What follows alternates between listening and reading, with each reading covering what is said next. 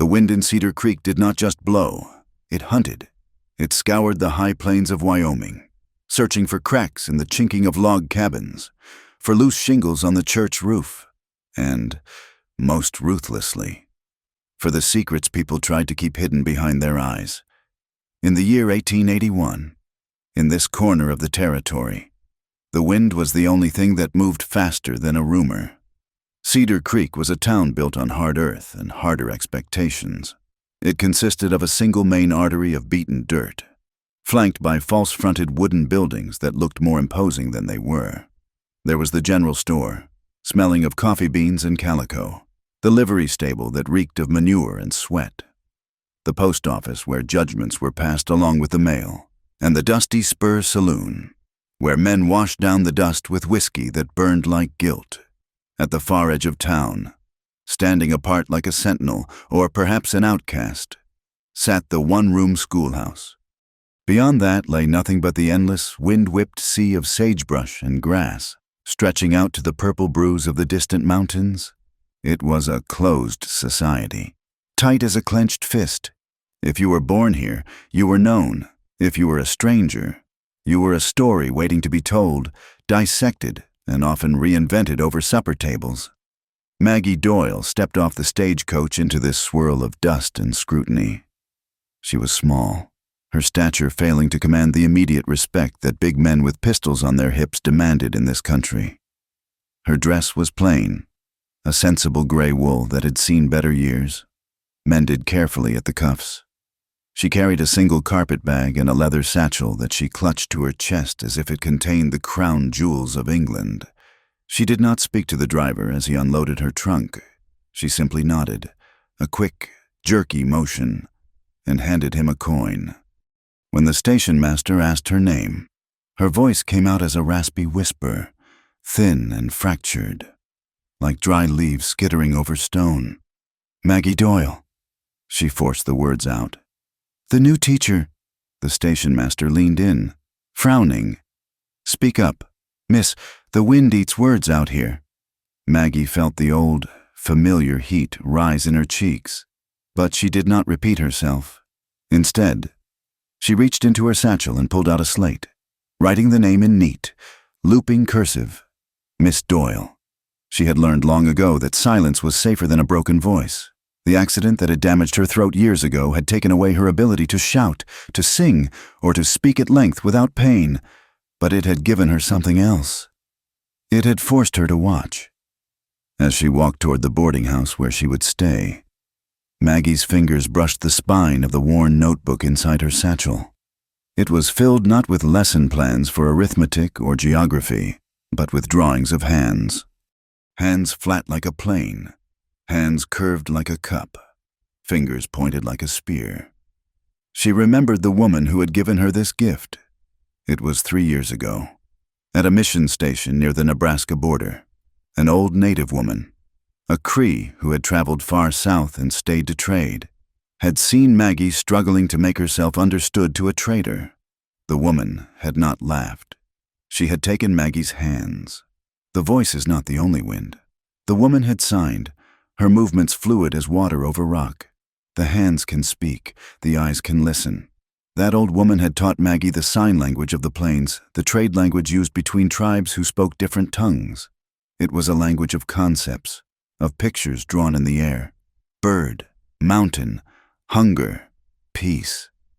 Maggie had practiced until her fingers were more articulate than her tongue had ever been.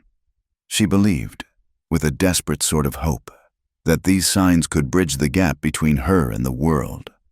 But here, in Cedar Creek, she feared they might only mark her as strange. And strange was a dangerous thing to be in Wyoming, 5 miles west of the town proper. The land rolled and buckled into the foothills. This was the domain of the Double H Ranch, a sprawl of prime grazing land that straddled the creek which gave the town its name. The master of this domain was Samuel Hayes. Samuel was a man carved from the same granite as the mountains that shadowed his home.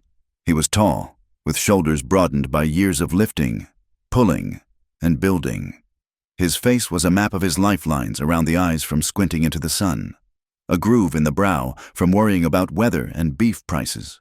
and a mouth that had forgotten the shape of an easy smile. He was wealthy, perhaps the wealthiest man in the county, with 2,000 head of cattle branded with his mark. But Samuel Hayes knew better than anyone that money could not buy the one thing he needed. He stood on the porch of his ranch house, watching his daughter. Emily was 5 years old. She sat in the dirt near the corral fence, playing with a set of wooden blocks. She was a pretty child, with hair the color of spun flax and eyes as blue as the summer sky. To a stranger riding by, she looked like a perfect picture of frontier childhood, but Samuel saw the silence that encased her like a glass jar. 2 years ago, the scarlet fever had swept through the valley like a wildfire. It had taken the wife of the blacksmith and the son of the grocer. It had spared Emily's life, but it had burned away her hearing. Samuel watched as a ranch hand dropped a heavy crate of tools nearby. The crash was loud enough to startle a horse. Emily did not flinch. She did not look up. She continued stacking her blocks, humming a vibration she could feel in her throat but could not hear. Samuel gripped the porch railing, his knuckles turning white. He felt a familiar, crushing weight in his chest, a mixture of love and utter, helpless rage. He was a man who fixed things. If a fence broke, he mended it. If a cow was sick, he doctored it. If a man broke his word, Samuel made him regret it. He lived by a code of action. If you promise, you do. If you start, you finish. But he could not fix this. He had spent thousands of dollars. He had hauled Emily to a doctor in Denver who had peered into her ears with cold metal instruments and shaken his head. He had hired a governess from St. Louis who had lasted 2 weeks before quitting, claiming the child was stubborn and unteachable because Emily would scream in frustration when she could not understand what was being asked of her. "She is not stubborn," Samuel had growled, his voice low and dangerous. As he paid the woman her wages, "She is lonely. Now, the new school term starts tomorrow." The town council had practically demanded that Emily attend, citing the need for all children to be socialized. But Samuel knew the truth. They wanted to gawk. They wanted to see the rich man's flawed daughter. Samuel stepped off the porch and walked toward Emily. He knelt beside her, his knees popping in the quiet afternoon. He reached out and gently touched her shoulder. Emily jumped, her head snapping around. When she saw it was him, her fear vanished, replaced by a desperate, clinging affection. She threw her arms around his neck, burying her face in his flannel shirt. Samuel held her tight, smelling the scent of milk and dust in her hair. She made a small, mewling sound, a question he couldn't answer. He pulled back and looked at her. He moved his lips, exaggerating the words. "I love you." Emily stared at his mouth, her brow furrowed. She mimicked the movement of his lips, but no sound came out. She reached up and touched his beard, her small fingers tracing the frown lines around his mouth. She wanted to know what he was saying. She wanted to know the names of the things in her world, but the bridge between them had burned down 2 years ago. And Samuel Hayes, for all his strength and land and cattle, did not know how to rebuild it. High above the valley, on a ridge where the air was thin and cold, a man watched the town of Cedar Creek with eyes that missed nothing. Keona Redhawk sat astride his paint horse, motionless as a statue. He was a man of 2 worlds, and comfortable in neither. His father had been Cheyenne, a warrior who died fighting for the Powder River country. His mother had been Lakota. Keona wore the buckskin shirt of his people, but he carried a Winchester rifle across his saddle and wore a wide-brimmed hat to shade his eyes. He was a scout, a tracker who sold his skills to the army or to wagon trains because the buffalo were gone and a man had to eat. But he sold only his skills, never his soul. He despised the way the town below spread like a stain, eating up the grass and fouling the water. He adjusted the red sash tied around his waist. He had been tracking a small band of elk, but his attention had been drawn to the movement of the stagecoach arriving in town. He saw the small figure of the woman get off. He saw the way she moved, tentative, like a deer testing the wind. He also saw the man standing on the balcony of the bank building, looking not at the woman, but at the land to the west. Keona narrowed his eyes. He knew Silas Crow. Everyone knew Silas Crow. The man was a coyote in a silk vest. He was the agent for the railroad, or the land office, or the bank, whichever title gave him the most leverage on any given day. Kiona knew that Silas had been riding out to the foothills near the Double H Ranch, measuring, calculating. The creek that ran through Samuel Hayes's land was not just water to Kiona. It was a place where the cottonwoods grew thick and old, a place where his people had wintered for generations before the fences came. It was a place where the spirits spoke in the rustling leaves. Silas Crow did not care about spirits. He cared about right-of-way and water rights. Kiona turned his horse away from the town. The wind whipped his black hair across his face. He felt a storm coming. Though the sky was blue, it was a storm made of greed and fear, and it would break over that valley soon enough.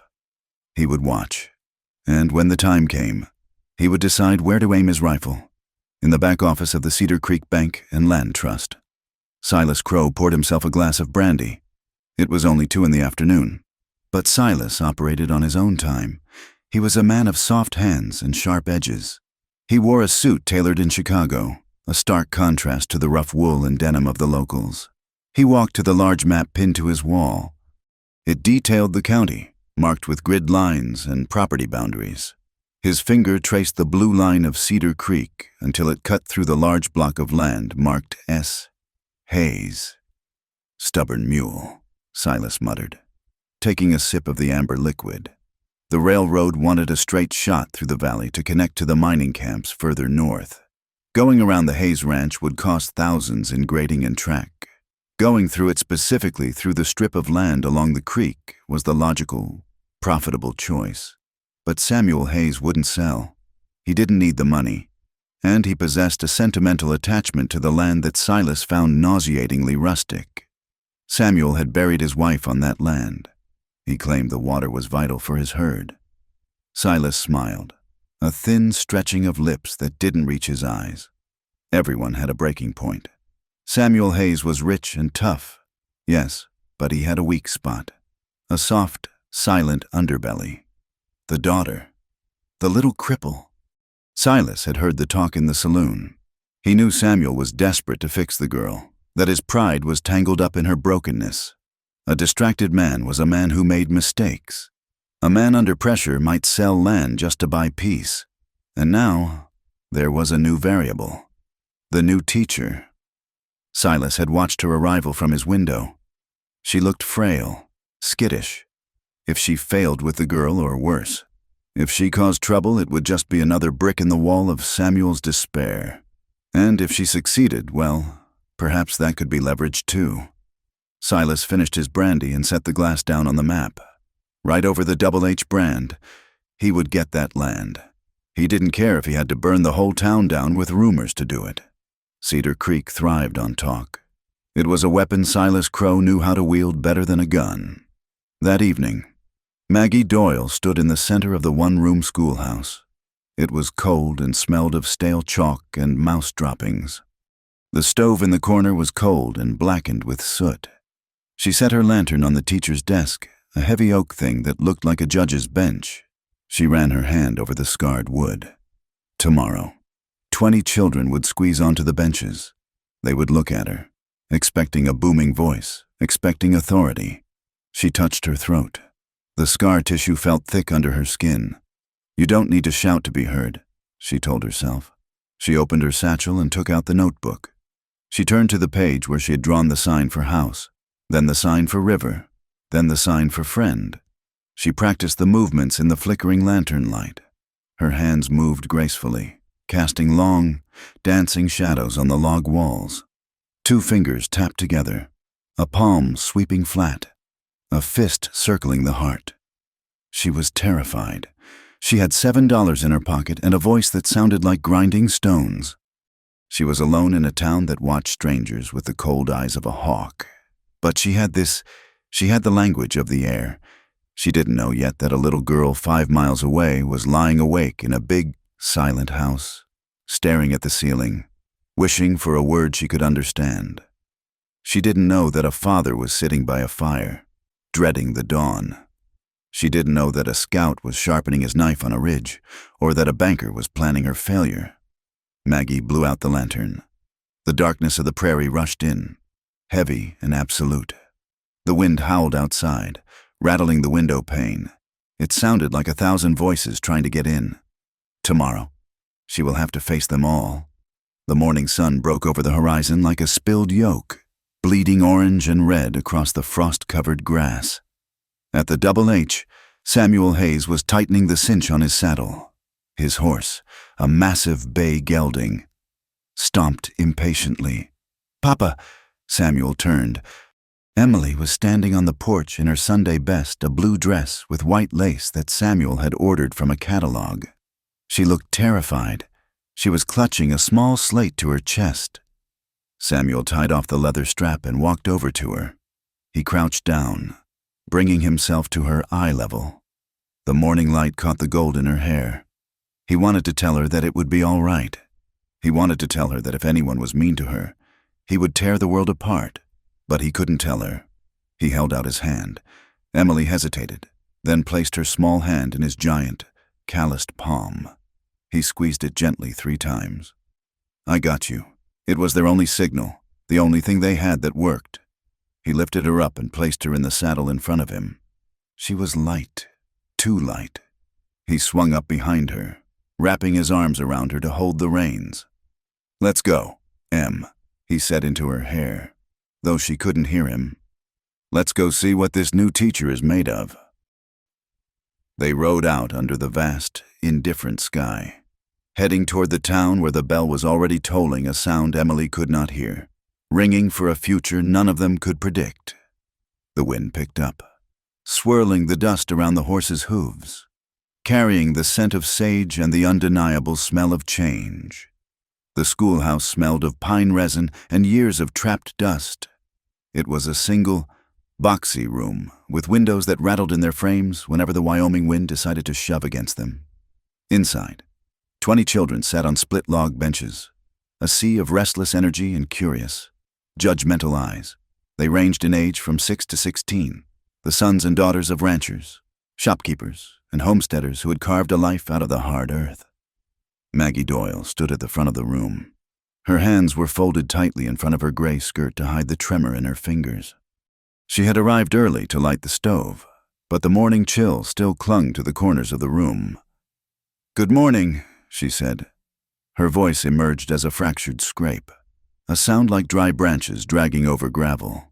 It was thin and lacked the booming authority a teacher was supposed to possess. A boy in the back row, a freckle-faced youth named Thomas with dirt under his fingernails, let out a harsh, rasping cough that perfectly mimicked her. A ripple of giggles swept through the room. Maggie did not flush. She did not scold. She had expected this. Cruelty was often the first language children learned when they were unsure of something new. She turned to the slate blackboard, picked up a piece of chalk, and wrote in large, firm letters, "Miss Doyle." She turned back to face them, her expression calm. She tapped the board, then tapped her chest. "Miss Doyle." The room quieted, but the air was thick with skepticism. They were waiting for her to crack. They were waiting for the wind to blow her away. Then the heavy oak door creaked open, admitting a slice of blinding white sunlight and a silhouette that filled the frame. The laughter died instantly. Even Thomas straightened up on his bench. Samuel Hayes stepped into the room. He held his Stetson hat in his hands, his fingers working the brim nervously. He wore a dark coat over a clean flannel shirt, his boots polished to a dull shine, but the finery could not hide the weariness etched into his face. He looked like a man who owned the valley but had lost the map to his own home. Clinging to his leg, half hidden behind the long sweep of his coat, was a small girl. Emily Hayes was tiny at 5 years old. Her blonde hair was braided neatly with blue ribbons, but her eyes were wide and darting, filled with the panic of a trapped animal. She gripped her father's trousers so tightly her knuckles were white. "Miss Doyle," Samuel said. His voice was deep, a low rumble that vibrated through the floorboards. "This is Emily." The other children craned their necks. They knew about Emily. They knew she was the quiet one, the broken one. In a town like Cedar Creek, silence was a defect. Maggie stepped away from the blackboard. She walked slowly toward the door, her movements deliberate and non-threatening. She saw the way Samuel stood protective, defiant, yet terrified. He was waiting for the rejection. He was waiting for the moment the teacher would realize this child was too much work. Maggie stopped 3 feet from them. She did not look at Samuel. She looked at Emily. Slowly, Maggie sank to her knees. The hem of her wool dress settled into the dust of the floor. She was now eye level with the little girl.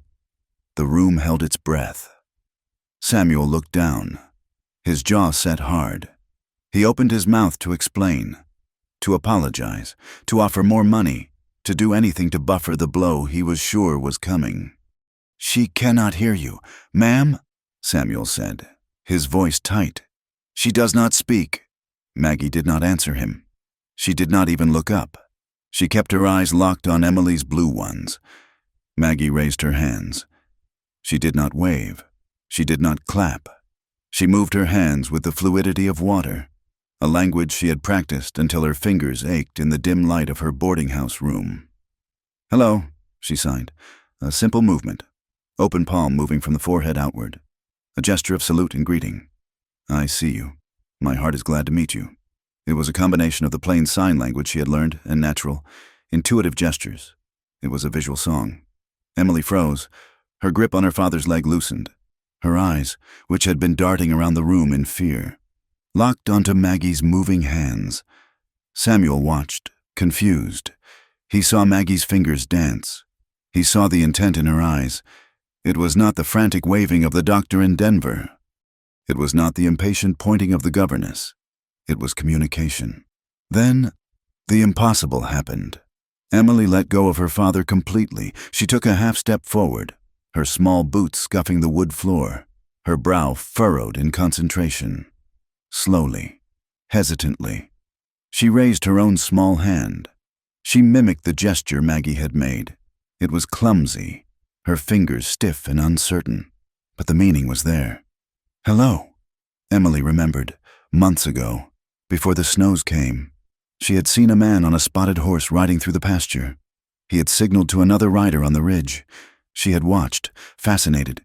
As they spoke without sound, she had practiced it in secret, in the dark, thinking it was a game only she knew.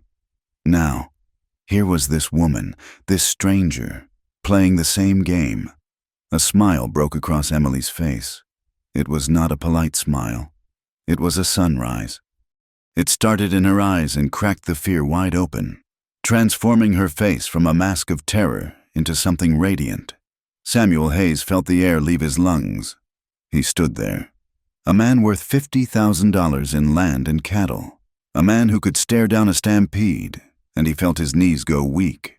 He had not seen that smile in 2 years. He had paid gold. He had traveled hundreds of miles.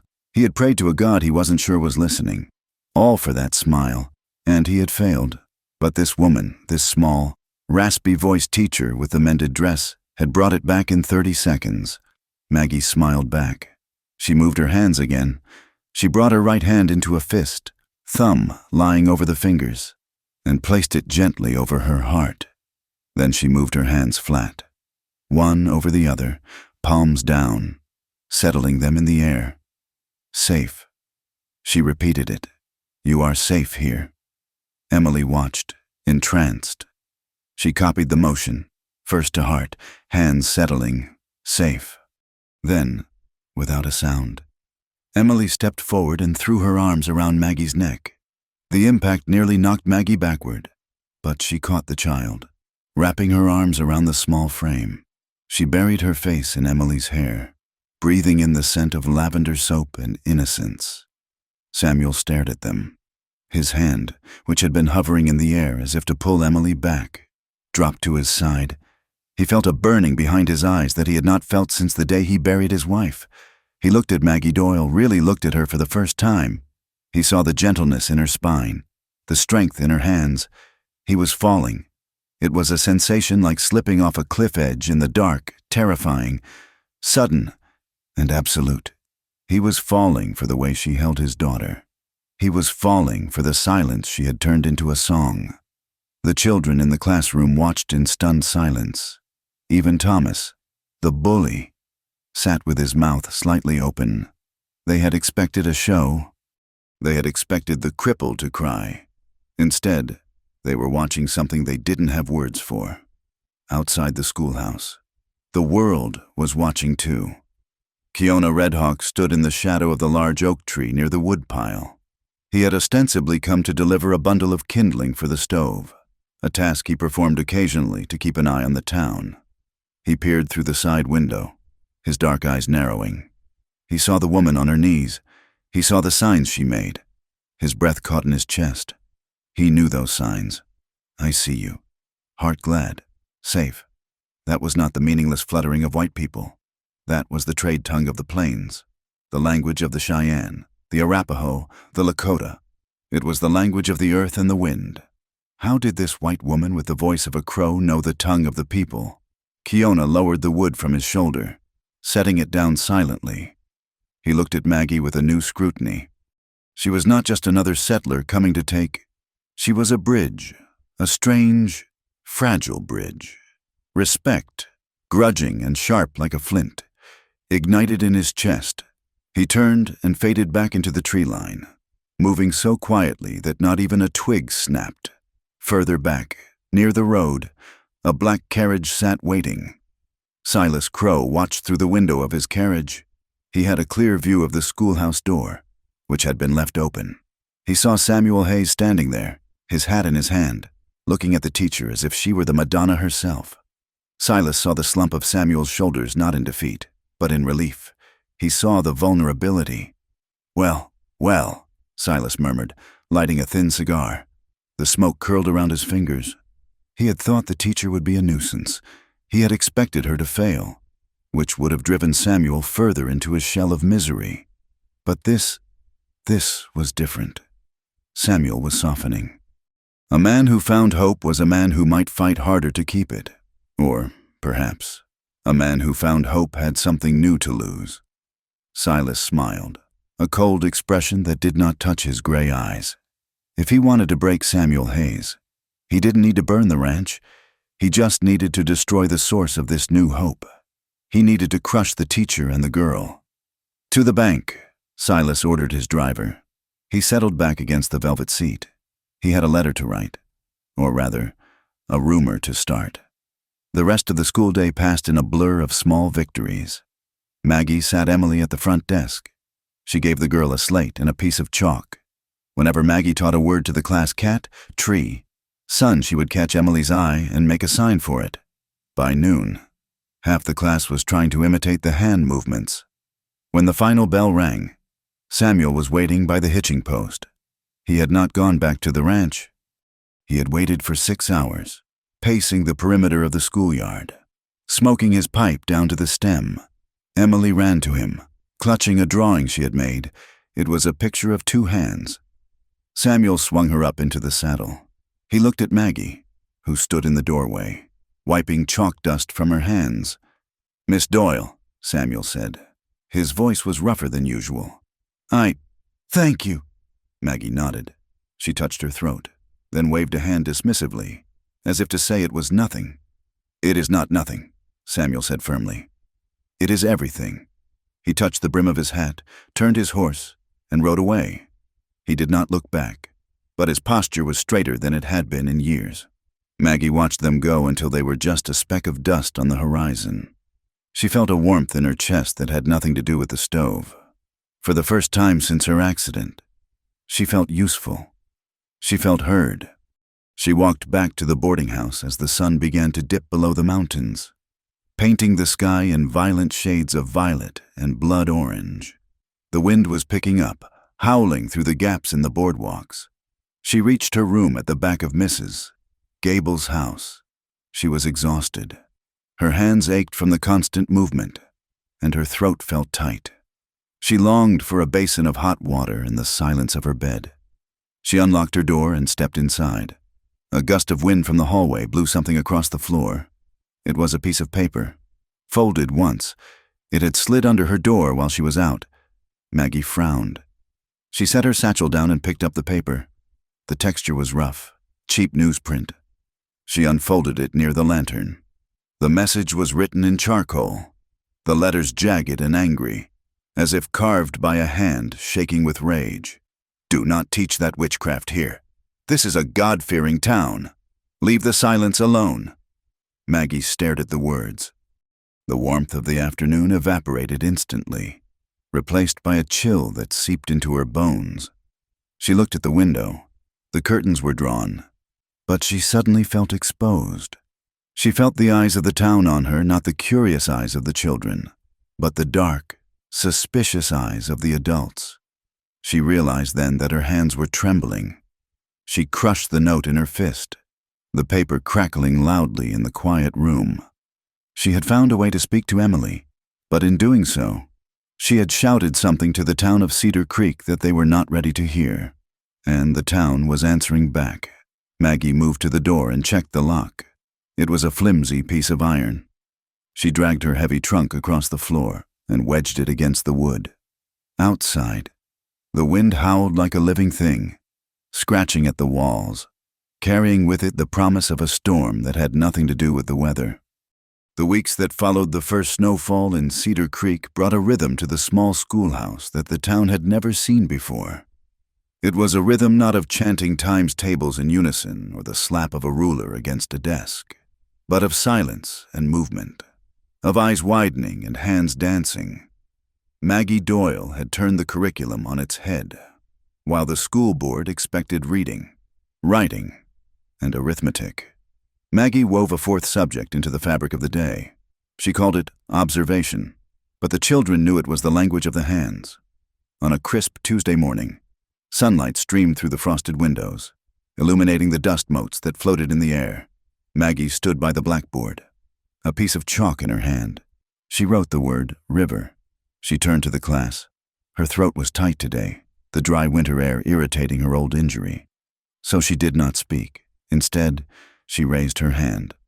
She extended her first two fingers and moved her hand in a waving, rippling motion away from her body. The 20 children watched. In the front row, Emily Hayes sat with a focus that was almost frightening in its intensity. She mimicked the motion perfectly. Her small fingers rippled like water over stones. Then, Maggie wrote, home. She brought her fingers together, touching the tips to form a peak, and tapped her cheek near her mouth. Then her ear, a variation she had modified for simplicity, symbolizing eating and sleeping under a roof. Home, whispered a girl named Sarah in the second row, copying the sign. The silence of the room was not empty. It was heavy with learning. Emily looked around. She saw Sarah making the sign. She saw the other children trying it. For the first time in her life, she was not the girl who couldn't hear. She was the girl who spoke the language of the teacher best. She was an expert, but the harmony was fragile. Thomas, the boy who had mocked Maggie's voice on the first day, sat in the back. He was 12 years old, with hair like straw and a chip on his shoulder the size of a boulder. He thought this hand-waving was foolish. It was something for babies, or for Indians, not for a man who would soon be driving cattle. Thomas raised his hand, smirking at his friends. He began to flap his arms wildly, scratching his armpits and hooting silently, mocking the fluid grace of the signs. The class went still. The air grew tense. Emily shrank back into her seat, her shoulders hunched. She recognized cruelty. It was a language she knew well. Maggie did not freeze. She did not grab the hickory switch that hung by the door, the traditional tool for discipline in Cedar Creek. She walked slowly down the aisle, her skirts swishing softly against the rough wood floor. She stopped at Thomas's desk. Thomas stopped flapping, his face reddening with defiance. He waited for the scolding. Maggie smiled. It was a genuine, warm expression that crinkled the corners of her eyes. She reached out and gently corrected the position of his hands. She took his flapping arms and slowed them, molding his fingers into a specific shape. Thumbs locked, fingers spread wide like wings. She pointed to the window, where a hawk was circling in the distance. "Bird," she mouthed. She nodded at Thomas, as if he had been trying to ask a question rather than deliver an insult. She returned to the front of the room and wrote bird on the board, then made the sign again, the locked thumbs, the fluttering fingers. The class looked at Thomas. They waited for him to explode. Instead, Thomas looked at his own hands. He looked at the window. He looked at Maggie, who had treated him not as a bully, but as a student who was eager to learn. The tension in his shoulders dropped. He gave a small, sheepish shrug and made the sign again. Properly this time. A ripple of laughter went through the room, not the sharp, biting laughter of mockery, but the warm, shared laughter of relief. Emily turned in her seat and looked at Thomas. She smiled.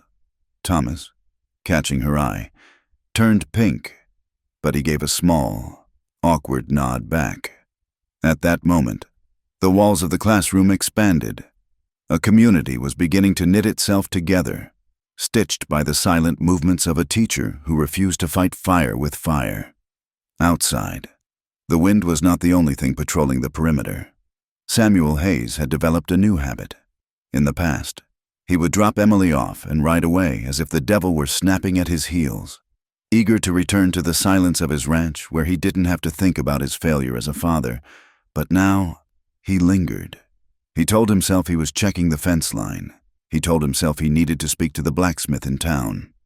But every morning at 8 o'clock, he found himself sitting on his horse on the rise just beyond the schoolyard. Watching, he saw things that confused and humbled him. He saw Maggie Doyle kneeling in the dirt during recess, helping Emily build a castle out of stones. He saw the way Maggie touched the children, a hand on a shoulder to guide, a tap on the arm to get attention. It was so different from the way the town operated. Cedar Creek was a place where horses were broken with whips and men were kept in line with guns. Authority was loud. Authority was violent.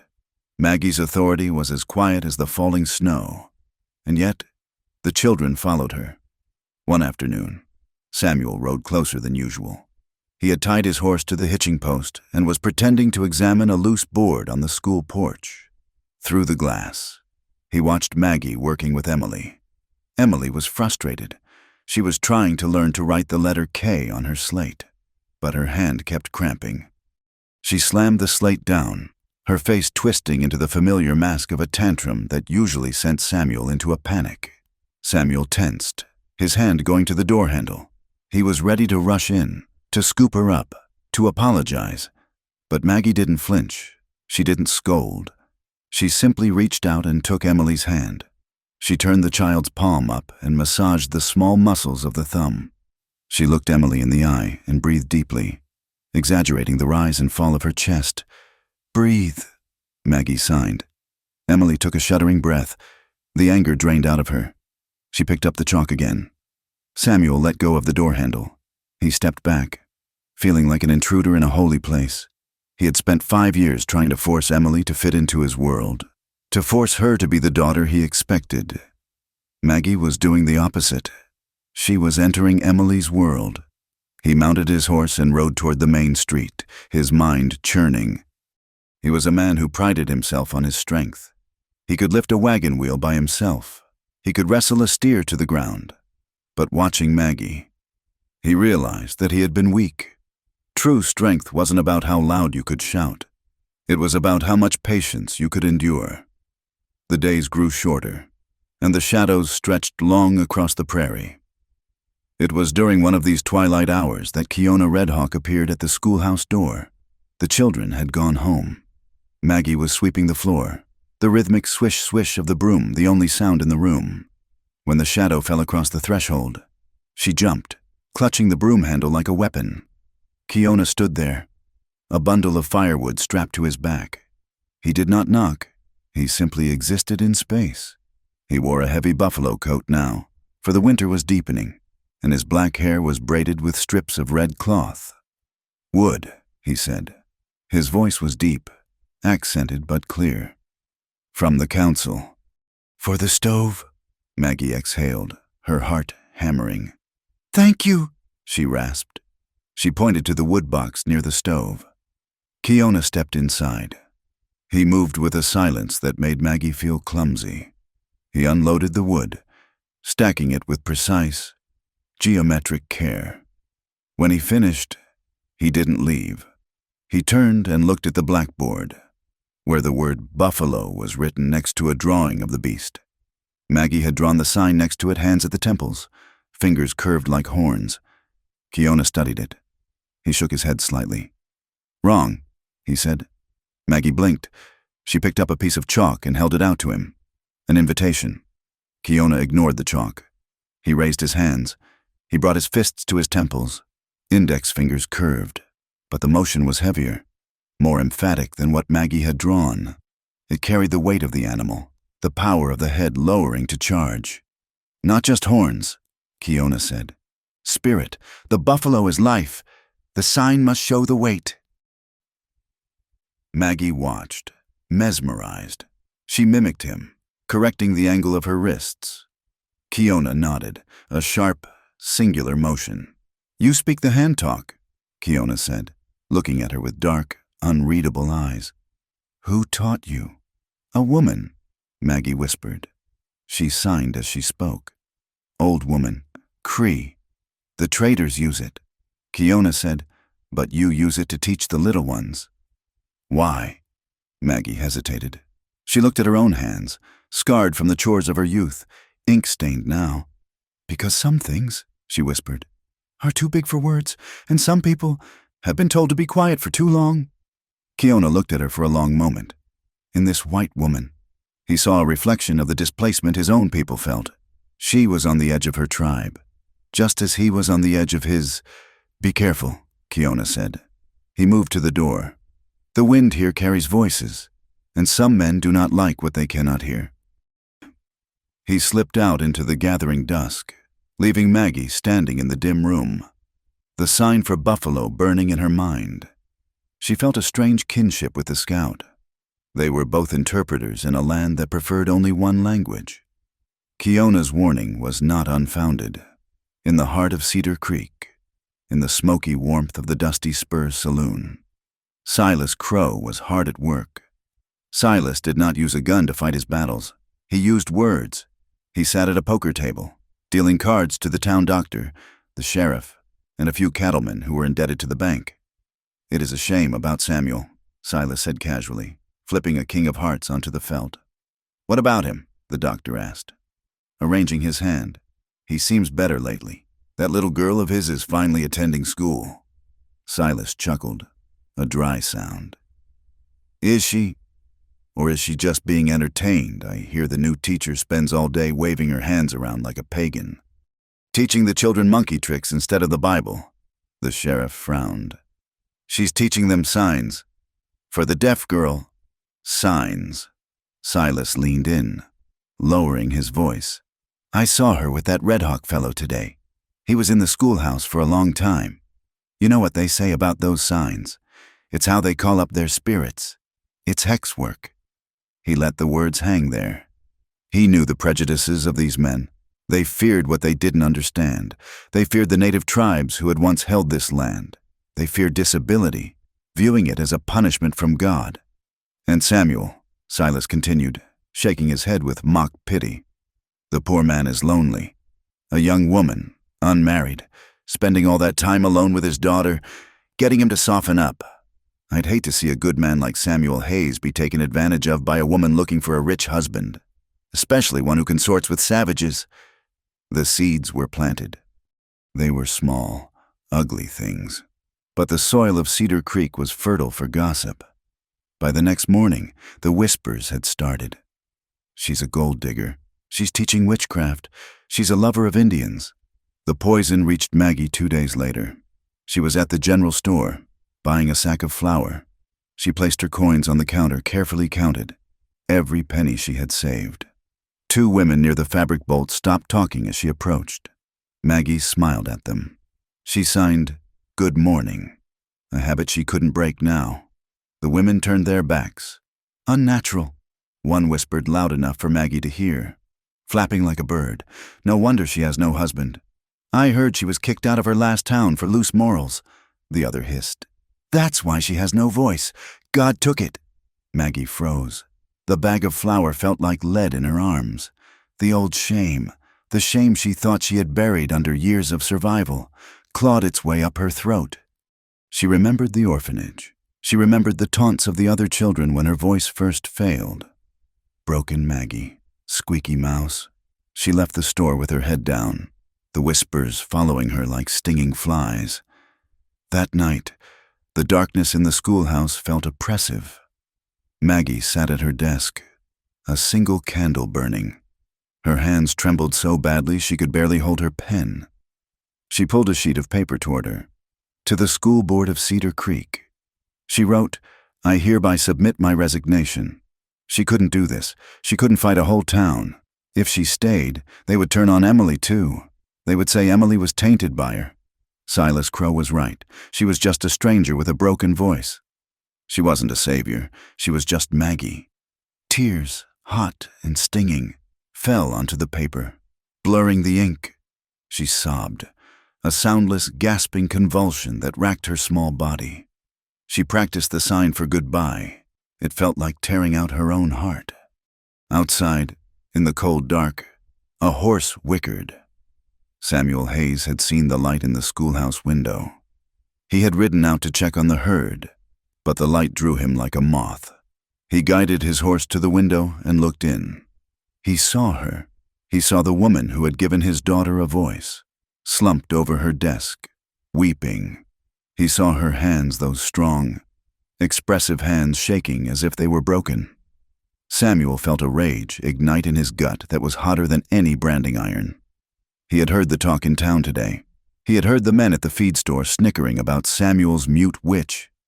He had stayed silent, biting his tongue, adhering to his code of minding his own business, but looking at Maggie now, he realized that silence was not always strength. Sometimes, silence was cowardice. He wanted to burst in there. He wanted to tell her that she was worth 10 of every man in this town. But he couldn't. Not yet. He didn't have the words. He turned his horse away. His jaw set so hard his teeth ached. He rode back to the ranch, the image of her weeping burning in his mind. The next evening, the atmosphere at the Double H Ranch was thick with tension. The supper table was set with fine china, a remnant of Samuel's late wife, but the food tasted like ash. Samuel sat at the head of the table, staring at his plate. He was thinking about the rumors. He was thinking about the look on Silas Crow's face when they passed in the street, a look of smug victory. Emily sat to his right. She was eating her stew, but her eyes were fixed on her father. She was 5 years old, but she had lived through death and silence. She saw more than he gave her credit for. She saw the way his hands clenched the tablecloth. She saw the storm in his eyes. Emily put down her spoon. The clink was loud in the quiet room, though she didn't hear it. Samuel looked up. Emily climbed down from her chair. She walked around the table and stood in front of him. She looked fiercely determined, her small chin jutting out. She raised her hands. Samuel watched, his heart pounding. She made a sign he hadn't seen before. She pointed to the door, to the direction of the school. Then she crossed her arms over her chest in NXs, shaking her head violently. No. Then she made a sign for the teacher. It was a sign Maggie had invented for herself, 2 fingers tapping the palm, like chalk on a board. Finally, Emily made the sign for go, flat hand, moving away, and she shook her head again. No, teacher, go, no. She grabbed Samuel's hand with both of hers and squeezed with all her might. Her blue eyes filled with tears, but she didn't cry. She stared at him, demanding action. Don't let her go. Samuel stared at his daughter. For years, he had seen her as a baby, a victim, something to be protected and fixed. But standing there, demanding he fight for the woman who had saved them, Emily wasn't a baby. She was a person. She was making a choice. She was telling him what to do. The realization hit Samuel like a physical blow. His daughter was growing up, and she was right. Samuel reached out and scooped Emily into his arms, pulling her onto his lap. He held her tight, burying his face in her neck. I won't, he whispered into the silence, making a promise to the air and to himself. I swear on my life, Em, I won't let them take her. He looked out the window toward the dark horizon where the town lay. The resignation letter Maggie was writing would not be accepted. Samuel Hayes was done being silent. The wind was changing direction, and he was ready to ride into the storm. The war for Cedar Creek did not begin with the thunder of cannons, but with the crackle of dry grass burning in the dark. Silas Crow had stopped relying on whispers. Whispers were effective, but they were slow, like a poison in the well. Silas was a man who preferred a multi-pronged attack. He needed Samuel Hayes distracted, exhausted, and pushed to the brink of reason. It started on a Tuesday night, under a moonless sky. Samuel had just sat down to a cold supper, his eyes stinging from a day spent mending fences that had mysteriously been cut. He heard the shout from the bunkhouse, followed by the frantic ringing of the dinner triangle. "Fire, fire, in the south pasture!" Samuel was out of his chair and through the door before the echo died. The night air, usually crisp with the scent of pine and sage, was thick with acrid smoke. To the south, where his winter supply of hay was stacked, an orange glow pulsed against the black horizon like a heartbeat of hell. "Get the buckets! Get the wet sacks!" Samuel roared, his voice cutting through the panic of his men. "For 5 hours, they fought the beast!" The fire, fed by the dry winter wind and accelerant that smelled suspiciously of kerosene, leaped from stack to stack. Samuel worked alongside his hands, his face blackened with soot, his lungs burning. He shoveled dirt. He beat the flames with wet burlap. He drove the terrified horses away from the heat. By the time the last ember was stomped out, 300 tons of hay were gone. Ash drifted down like gray snow. Samuel leaned against a fence post, gasping for air. His foreman, a weathered man named Heavy with fatigue, walked up and spat a stream of tobacco juice into the blackened earth. "There wasn't a lightning strike, boss," the foreman said, "and it wasn't an accident. I found hoof prints near the creek, shod horses, 3 of them." Samuel wiped the sweat from his eyes, leaving a smear of grime. He knew who it was. Silas Crow wouldn't dirty his own silk suits, but he had enough coin to hire every drifter and rustler between here and Denver. This was a siege. Silas was burning the food for the cattle to force Samuel to sell the water rights. But as Samuel looked at the ruins of his hay, he realized it was more than that. Silas was trying to break him so that he would have no energy left to fight for anything else, not for his land, and certainly not for the school teacher who had become the only bright thing in his life. 2 days later, the exhaustion was a physical weight on Samuel's shoulders. He had slept for perhaps 4 hours in the last 48. Yet, he refused to let Emily miss a day of school. The routine was the only thing keeping her and him sane. The sun had already set by the time he rode the buckboard wagon into town to pick her up. He had been delayed by a broken axle on the water trough, another accident that reeked of sabotage. Emily was waiting on the porch of the schoolhouse, wrapped in a heavy wool shawl Maggie had lent her. When she saw her father, she didn't run. She stood still, watching him with eyes that saw too much. She climbed onto the seat beside him without a fuss, sensing his mood. They had to pass the Dusty Spur saloon to get out of town. The bat-wing doors swung open, spilling yellow light and the sour smell of stale beer into the street. 3 men stumbled out, laughing raucously. They were range bums, men Samuel didn't recognize. Likely the same kind of men Silas was paying to strike matches in the dark. One of them, a man with a scarred lip, looked up and saw the wagon. "Well, looky there," the man slurred, pointing a finger. "It's the high and mighty Hayes and his little dummy." Samuel's hands tightened on the leather reins. He stared straight ahead, urging the horses on. "Don't stop. Don't engage." "Hey!" the man shouted, emboldened by the whiskey. "How's that mute teacher of yours? I hear she talks with her hands 'cause she's got the devil's tongue. Or maybe she's just saving her mouth for—" The insult that followed was vile, a gutter slur that questioned Maggie's virtue in the crudest terms. Samuel pulled the reins so hard the horses reared, their iron shoes sparking against the frozen mud. The wagon jerked to a halt.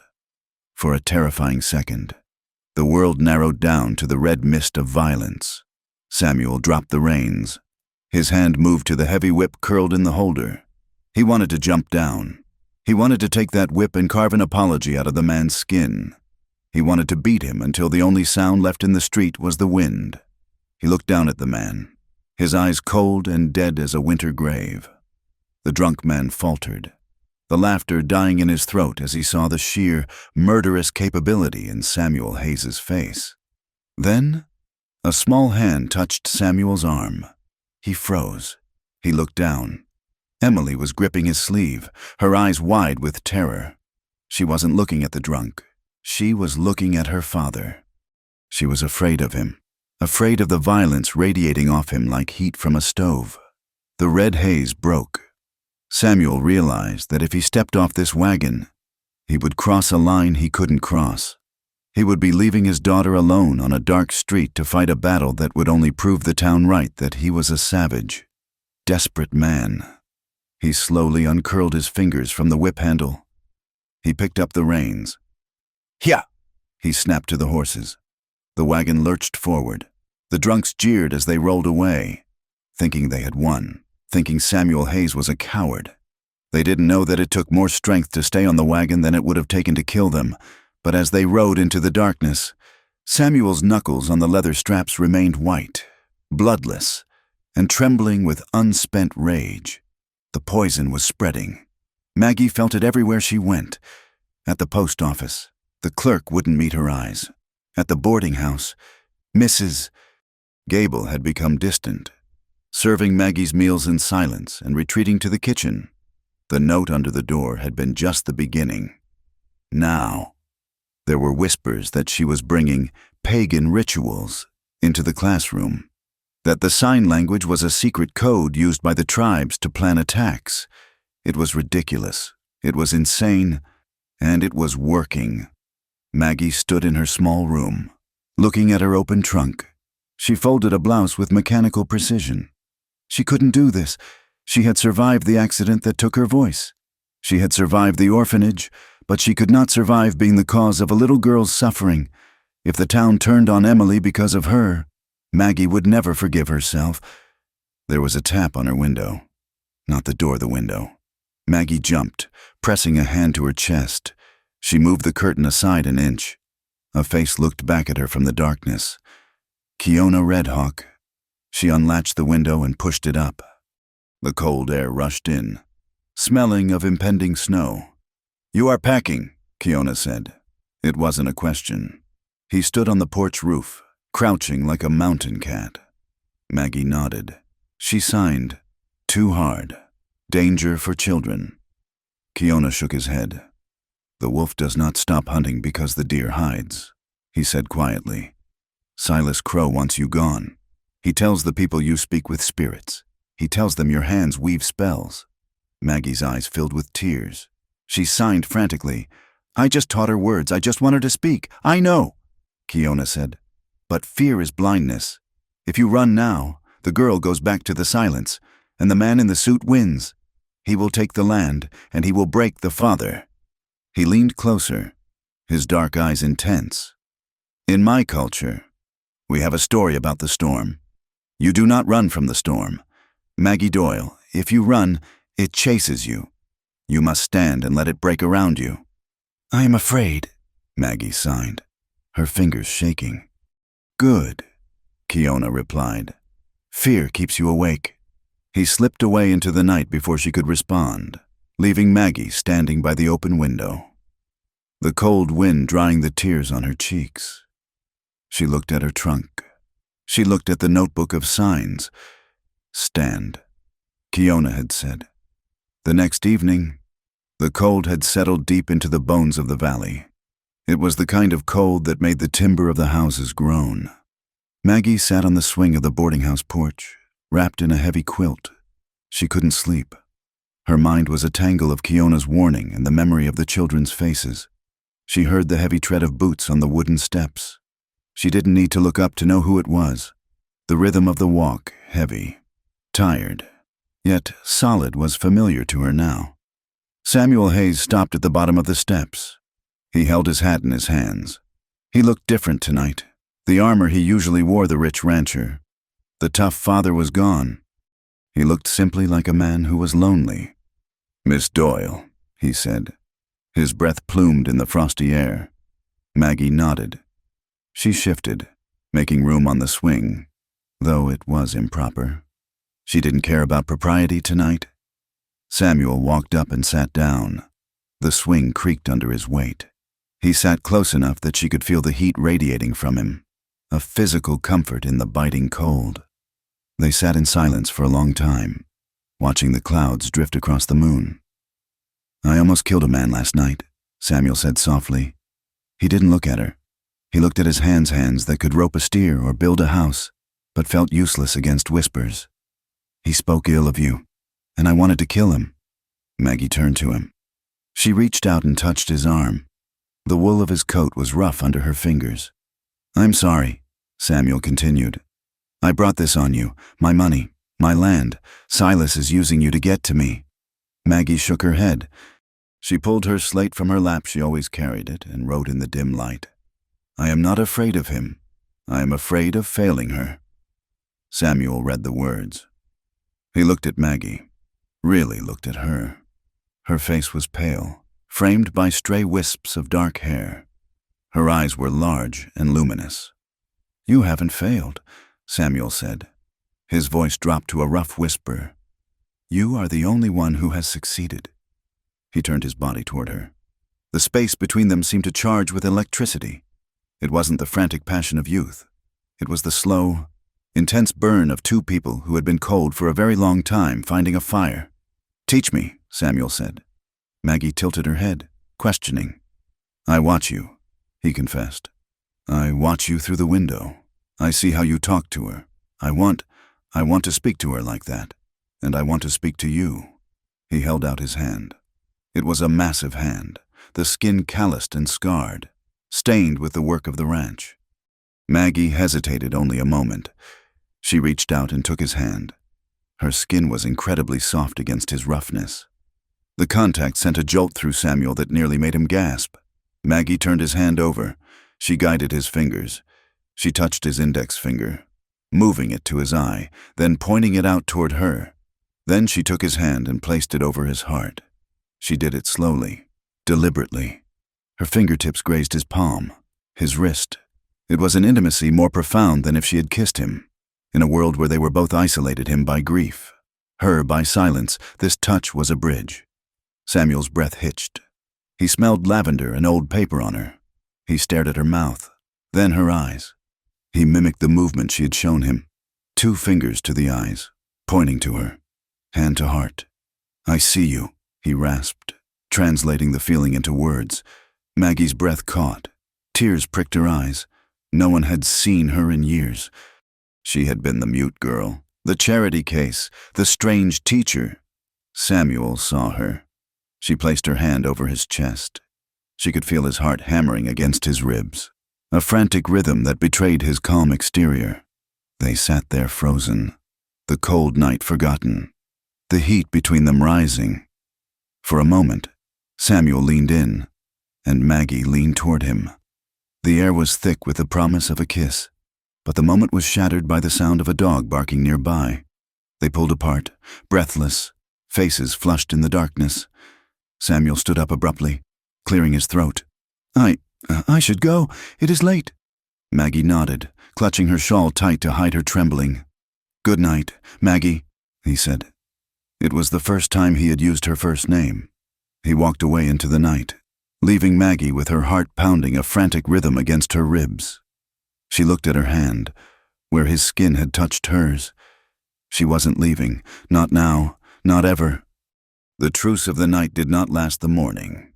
2 days later, the storm Silas had promised finally broke inside the schoolhouse. It was mid-morning.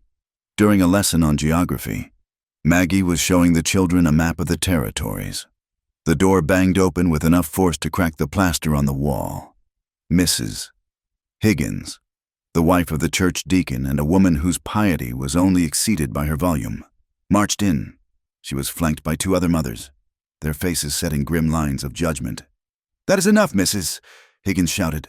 "The children jumped." Emily shrank down in her seat, covering her ears out of instinct, though she felt the vibration of the slam. Maggie turned, chalk in hand. She stood straight, remembering Kiona's words. "We have heard enough, Mrs." Higgins declared, pointing a gloved finger at Maggie. "We know what you are doing. You are teaching these children heathen signals. You are turning them away from God's spoken word and leading them into the silence of the savages. It's unnatural, one of the other mothers chimed in. My boy came home moving his hands like a conjurer. We won't have it. Get out, Mrs. Higgins hissed. Pack your things and leave this town. We don't want your kind here. Maggie stood frozen. The old fear, the voice of the orphanage matron, echoed in her head. You are broken. You are wrong. She opened her mouth to scream, to defend herself, but only a strangled rasp came out. She felt small. She felt powerless. The children watched, terrified. They looked from the angry women to their teacher, waiting for her to do something. But Maggie was paralyzed. Then, a chair scraped loudly against the floor. Emily Hayes stood up. She was so small she had to stand on her tiptoes to be seen over the desk. Her face was white, but her eyes were blazing blue fire. She looked at Mrs. Higgins. She looked at Maggie, who was trembling. Emily stepped out into the aisle. She walked to the front of the room and stood between the large woman and her teacher. She stomped her foot. The sound cracked through the tension like a gunshot. Mrs. Higgins blinked, taken aback. You poor child, she began, her voice dripping with fake sympathy. Get away from her? She has bewitched. Emily raised her hands. She did not sign clumsily. She signed with a fury and precision that silenced the room. She pointed to Maggie. Then she brought her fingertips together to form a roof. Home. She placed her hands over her heart. Love. Then she pointed to the woman and made a slashing motion with her hand. Bad. She repeated it, looking directly at Thomas, the boy who translated for the class. She says, Thomas stammered, standing up. She says, Miss Doyle is her home. She says you are being bad. Emily wasn't finished. She signed again. A complex sentence Maggie had taught her just yesterday. She gave me a voice. She gave her a voice. Thomas whispered, awe in his own voice. Emily turned to Maggie and hugged her legs, burying her face in Maggie's skirt. She looked up at the women and hissed an actual, vocal sound of defiance. The room hung in suspension. The cruelty of the mothers collided with the raw, undeniable love of the child. One of the women behind Mrs. Higgins faltered. She looked at her own hands, then at Emily. To attack a teacher was one thing. To attack a child defending her savior was another. Perhaps we were hasty, the woman mumbled. Mrs. Higgins went red. This is nonsense. The child is confused. But the momentum was gone. The image of the rich rancher's mute daughter fighting for her teachers shamed them. They muttered excuses and backed out of the door, defeated not by logic, but by the sheer force of a 5-year-old's heart. Maggie sank into her chair, pulling Emily into her lap. She buried her face in the girl's hair and wept not from fear, but from gratitude. While the drama unfolded inside, a darker threat was taking shape outside. Keona Redhawk had been watching the confrontation from the tree line. He saw the women leave. He saw the tension diffuse.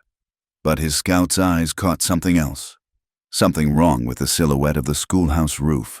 The wind was picking up, the prelude to a Chinook that would howl through the valley tonight. Keona climbed the oak tree that overhung the back of the school. He dropped silently onto the roof shingles. He crept toward the chimney, the iron pipe that vented the wood stove below. He inspected the base of the pipe. It hadn't just rusted. The metal bracing had been pried loose. The screws had been removed. A wedge of wood had been jammed in to keep it upright, but just barely. Keona touched the metal. It was cold now, but when the stove was lit tomorrow morning and the wind hit this roof at 50 miles an hour, the pipe would collapse. It would block the vent. The smoke and sparks would not go up. They would be forced down and out, into the attic space filled with dry pine needles and old bird nests.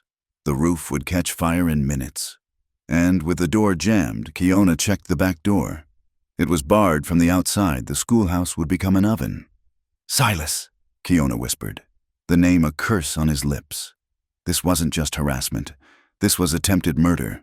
Silas Crow was done playing games. He was ready to burn the symbol of Samuel's hope to the ground, with the woman and the children inside. Keona looked at the gathering clouds. The wind was already singing in the wires. He had to find Samuel. The time for watching was over. The war had begun. The wind that slammed into the north wall of the schoolhouse that afternoon was not just air. It was a physical blow, a hammer made of invisible ice. It screamed around the eaves, rattling the shingles and making the iron stove in the corner shudder on its legs. Inside, the light was failing. The sun had been swallowed by a bruising bank of gray clouds hours ago. Maggie Doyle lit the kerosene lamp on her desk, the flame jumping nervously in the draft. "One more line. Thomas," she rasped, tapping the boy's slate. "Then you may go." Thomas sighed, the sound loud in the quiet room, but he bent his head over his work. He was one of 4 children remaining. 2 others were waiting for their father's wagon, and Emily Hayes was sitting on the rug near the stove, coloring a picture of a horse. Maggie pulled her shawl tighter. She felt a deep, vibrating unease in her bones. It was not just the cold. It was the way the stove was behaving. It was drawing hard, the fire roaring with an unusual ferocity. Yet smoke was starting to seep from the joints of the pipe near the ceiling. She looked up. The metal pipe, usually rigid, was swaying slightly. Clang! A sound like a dropped anvil echoed from the roof.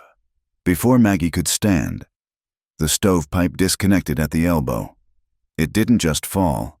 It was torn away by the wind pressure on the compromised roof vent. A gout of black, oily smoke erupted into the room, followed instantly by a tongue of orange flame that licked up the dry pine wall. The soot and creosote inside the chimney caught fire with a sound like a freight train. "Fire!" Thomas yelled. Leaping from his desk, the room filled with smoke in seconds. It was a thick, choking cloud that blinded them instantly. Maggie did not scream. Her voice was useless against this roar. She moved. She grabbed her heavy ruler and slammed it against the desk. Crack, crack to get their attention. She pointed to the door. "Go," she signed, her hand slashing through the air toward the exit. "Run!" Thomas grabbed the 2 younger children. They were coughing, eyes streaming, terrified. They scrambled toward the door, pushing it open. The wind caught the door and ripped it from their hands, slamming it against the outside wall, feeding the fire with a rush of fresh oxygen. The flames roared, leaping across the ceiling beams. Maggie turned to the stove. Emily was still sitting on the rug. The roar of the fire, the screaming wind, the shouting of Thomas. Emily heard none of it. She was staring at her drawing, brow furrowed. She felt the vibration of the floor, but she thought it was just the storm. She didn't smell the smoke yet because the draft was pulling it up, away from her low position. Maggie lunged. She didn't run. She threw herself across the room. Just as she reached Emily, a burning beam from the ceiling, weakened by the intense heat, cracked and swung down. Maggie tackled Emily. She wrapped her body around the small girl, curving her spine into a shield, burying Emily's face in her woolen skirt. The beam crashed down, missing them by inches, but showering them with sparks and heavy, burning debris. A piece of flaming wood struck Maggie's shoulder, searing through her dress. She bit her tongue to keep from passing out, the pain a white-hot spike. Emily screamed, then a vibration Maggie felt against her ribs. The girl looked up and saw the world had turned into hell. Maggie grabbed Emily's hand. She couldn't sign. The smoke was too thick. They couldn't see each other's hands. She just pulled. She dragged the girl across the floor, staying low, crawling toward the rectangle of gray light that was the door. Outside, the scene was chaotic. Thomas had run to the road, screaming for help, but help of a sort was already there. 3 riders burst out of the tree line. They wore bandanas over their faces and long dusters. They were the rustlers Silas Crow had hired, the men who had burned the hay. "Fire!" one shouted, his voice mocking. "Get the water!" But they didn't go well. They rode toward the shed where the children's ponies were tied. They were cutting the lines, slapping the rumps of the animals to scatter them into the night. It was a calculated confusion. They were there to ensure the school burned, to ensure the chaos was absolute, so that no one would notice the blocked chimney until it was ashes. Samuel Hayes was a mile away when he saw the black plume rising against the gray sky. He didn't need to guess. He knew. He drove his spurs into the flanks of his bay gelding. The horse, sensing his master's terror, surged forward, its hooves eating up the frozen ground. Samuel's heart was hammering a rhythm of pure terror. Not again. God, not again. He had lost his wife to a fever he couldn't fight. He would not lose his daughter and Maggie to a fire he could see. He crested the ridge and saw the schoolhouse. It was a torch. Flames were licking out of the windows. The roof was sagging. He saw the rustlers circling like vultures. He saw Thomas and the other children huddled by the fence, crying. But he didn't see Emily. He didn't see Maggie. Samuel didn't slow down. He didn't draw his gun to fight the rustlers. He rode straight for the burning building. He slid from the saddle before the horse had fully stopped, his boots hitting the dirt with a thud. "Emily!" he roared. "Maggie!" The heat was a physical wall. It singed his eyebrows and dried the moisture in his eyes instantly. He ran to the door. A wall of flame rolled out to meet him. He faltered. For 1 second. The strongest man in Cedar Creek was paralyzed. The primal fear of fire, the lizard brain instinct to run, seized him. Then he looked down. Lying on the threshold, half in and half out of the inferno, was a gray heap. It was Maggie. She was face down.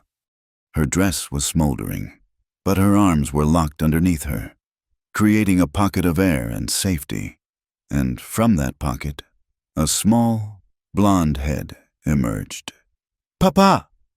The scream was soundless in the roar, but Samuel saw it. He lunged. He grabbed Maggie by the back of her coat and hauled her up. She was dead weight. He grabbed Emily with his other arm, swinging her clear. "I have you!" he screamed, though they couldn't hear him. "I have you!" He dragged them 5 yards, 10 yards, away from the heat. Behind them, with a groan like a dying beast, the roof of the schoolhouse collapsed. A shower of sparks shot 100 feet into the air. "Water to the line now!" The command cut through the panic like a knife. Keona Redhawk was everywhere at once. He had arrived on foot from the woods, appearing like a spirit of vengeance. He didn't waste time looking at the fire. The building was lost. He was looking at the townspeople who were arriving in wagons, confused and terrified. "You!" Keona pointed at the blacksmith. "The bucket line, wet the trees, stop the spread." "You!" He pointed at the sheriff. "The horses, those men are stealing them." Keona saw the rustlers trying to slip away in the confusion, leading 2 of the stolen ponies. He didn't shout. He raised his Winchester. He didn't aim to kill. He aimed to stop. Bang! The lead rustler's horse went down, shot cleanly through the shoulder. The rider tumbled into the dirt.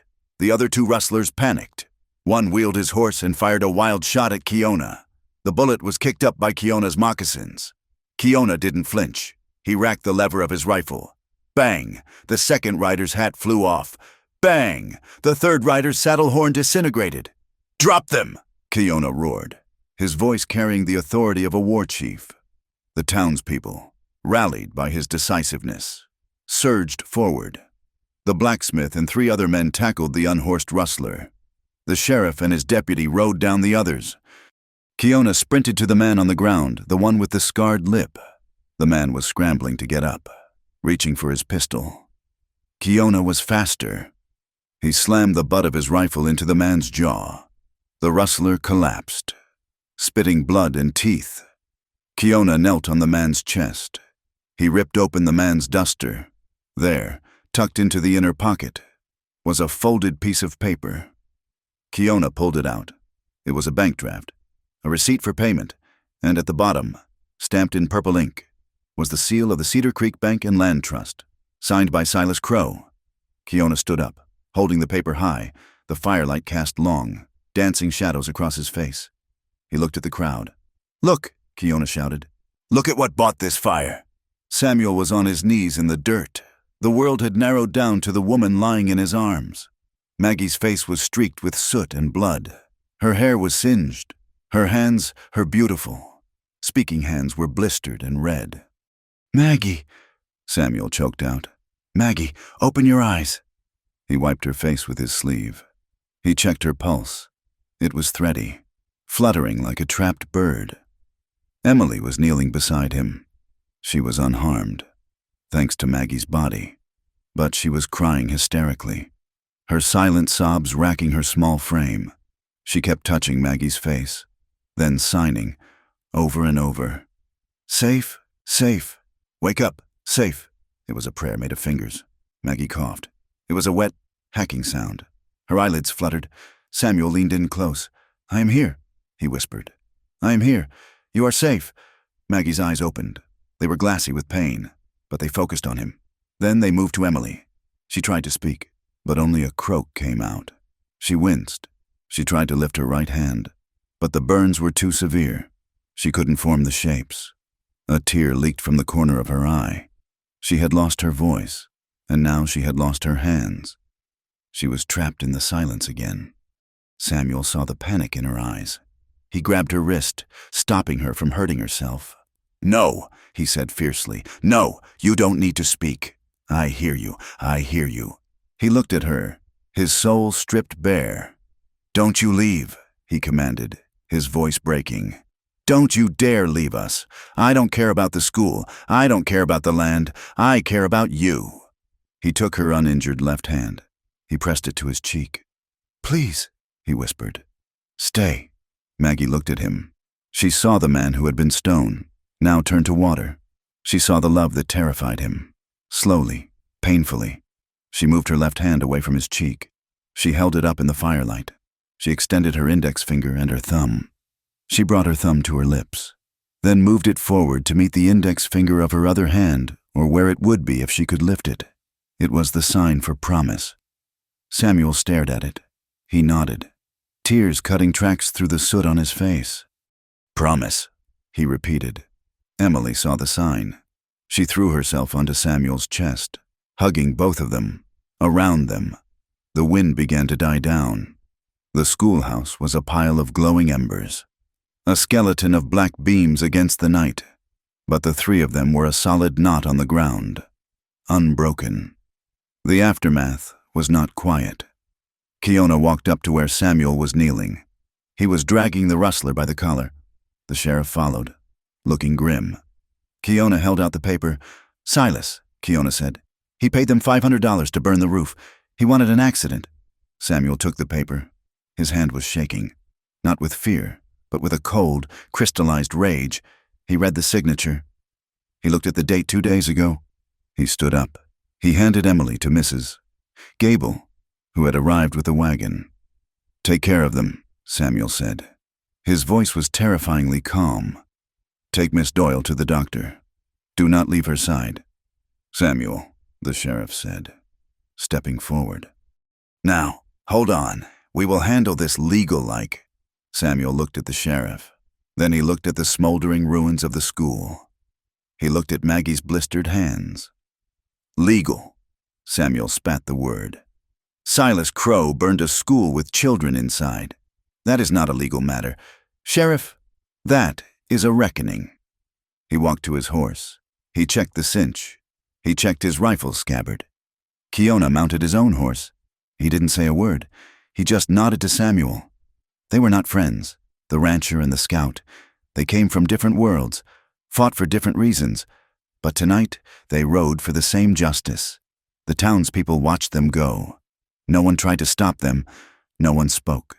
The truth of the paper Kiona had found was passing from hand to hand, and with it, the shame of the town. They had listened to Silas. They had shunned the teacher, and because of them, she had almost burned. As Samuel rode past the post office, he saw the sign hanging askew in the wind. Cedar Creek. He was going to tear the rot out of this town, even if he had to use his bare hands. He turned his horse toward the bank. The fire in the schoolhouse was out, but the fire in Samuel Hayes had just begun to burn. The smell of carbolic acid and stale ether hung heavy in the room behind the doctor's surgery. It was a sterile, white scent that seemed to erase the memory of the smoke and pine that had filled Maggie Doyle's lungs only 2 days ago. Maggie lay in a narrow iron bed, her body propped up by stiff pillows. The room was dim, the curtains drawn against the harsh Wyoming sunlight. She felt weightless, adrift in a haze of laudanum, until she tried to move her hands. Then, The weight returned. Her hands were not her own. They were heavy, shapeless clubs of white gauze, wrapped so thickly that her fingers were immobilized. The burns were deep 2nd degree across the palms, 3rd degree on the back of her right hand where the burning beam had grazed her.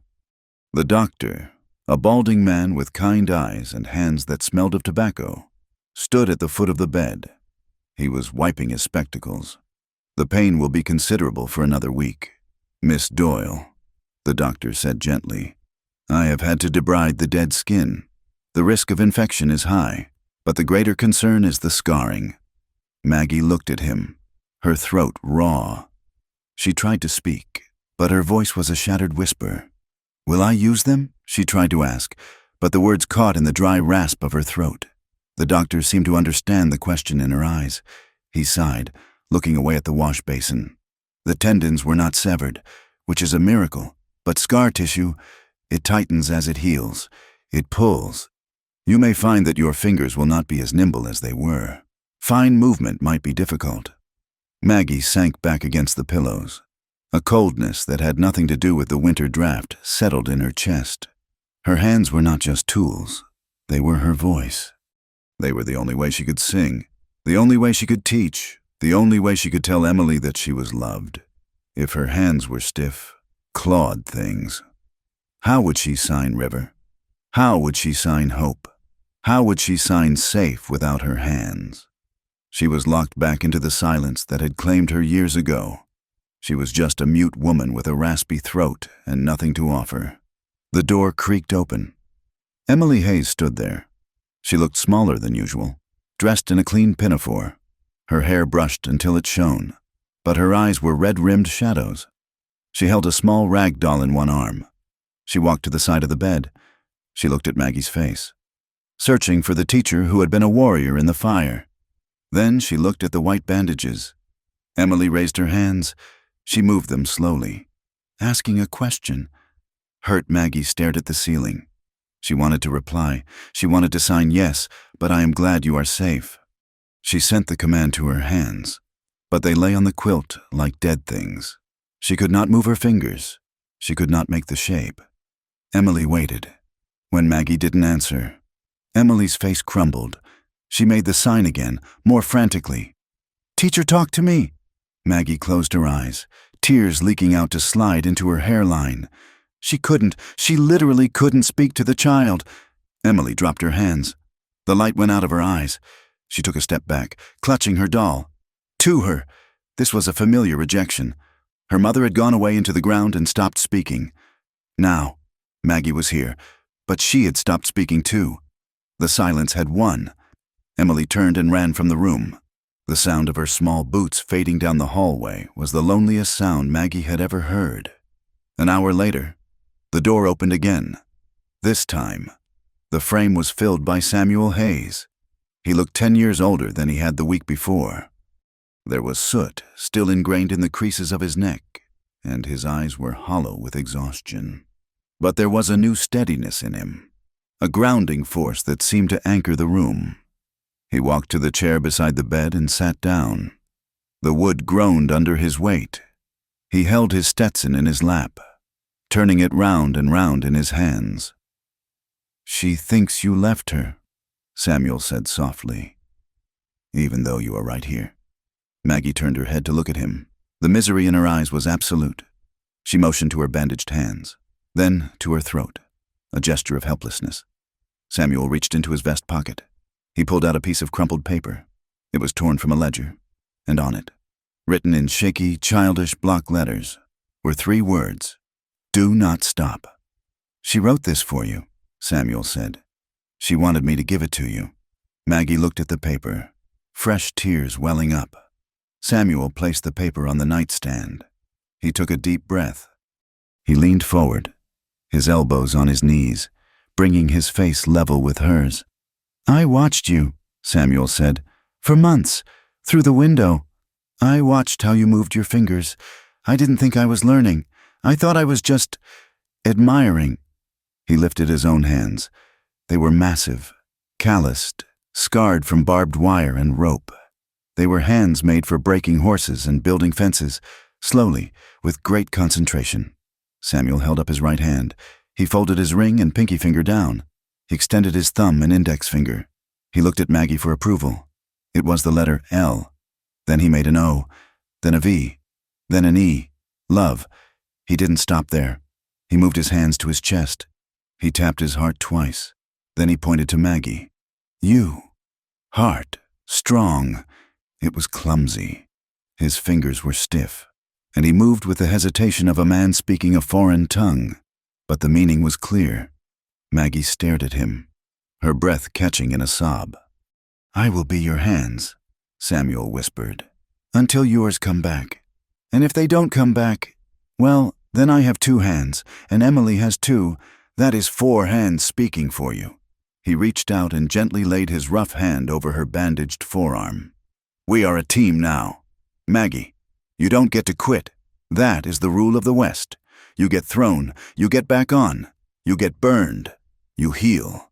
The despair that had been drowning Maggie began to recede, replaced by a warmth that spread from his touch up her arm and into her chest. She looked at this man, this stoic, hard rancher, and saw the incredible tenderness he had been hiding. She nodded, a small, jerky motion against the pillow.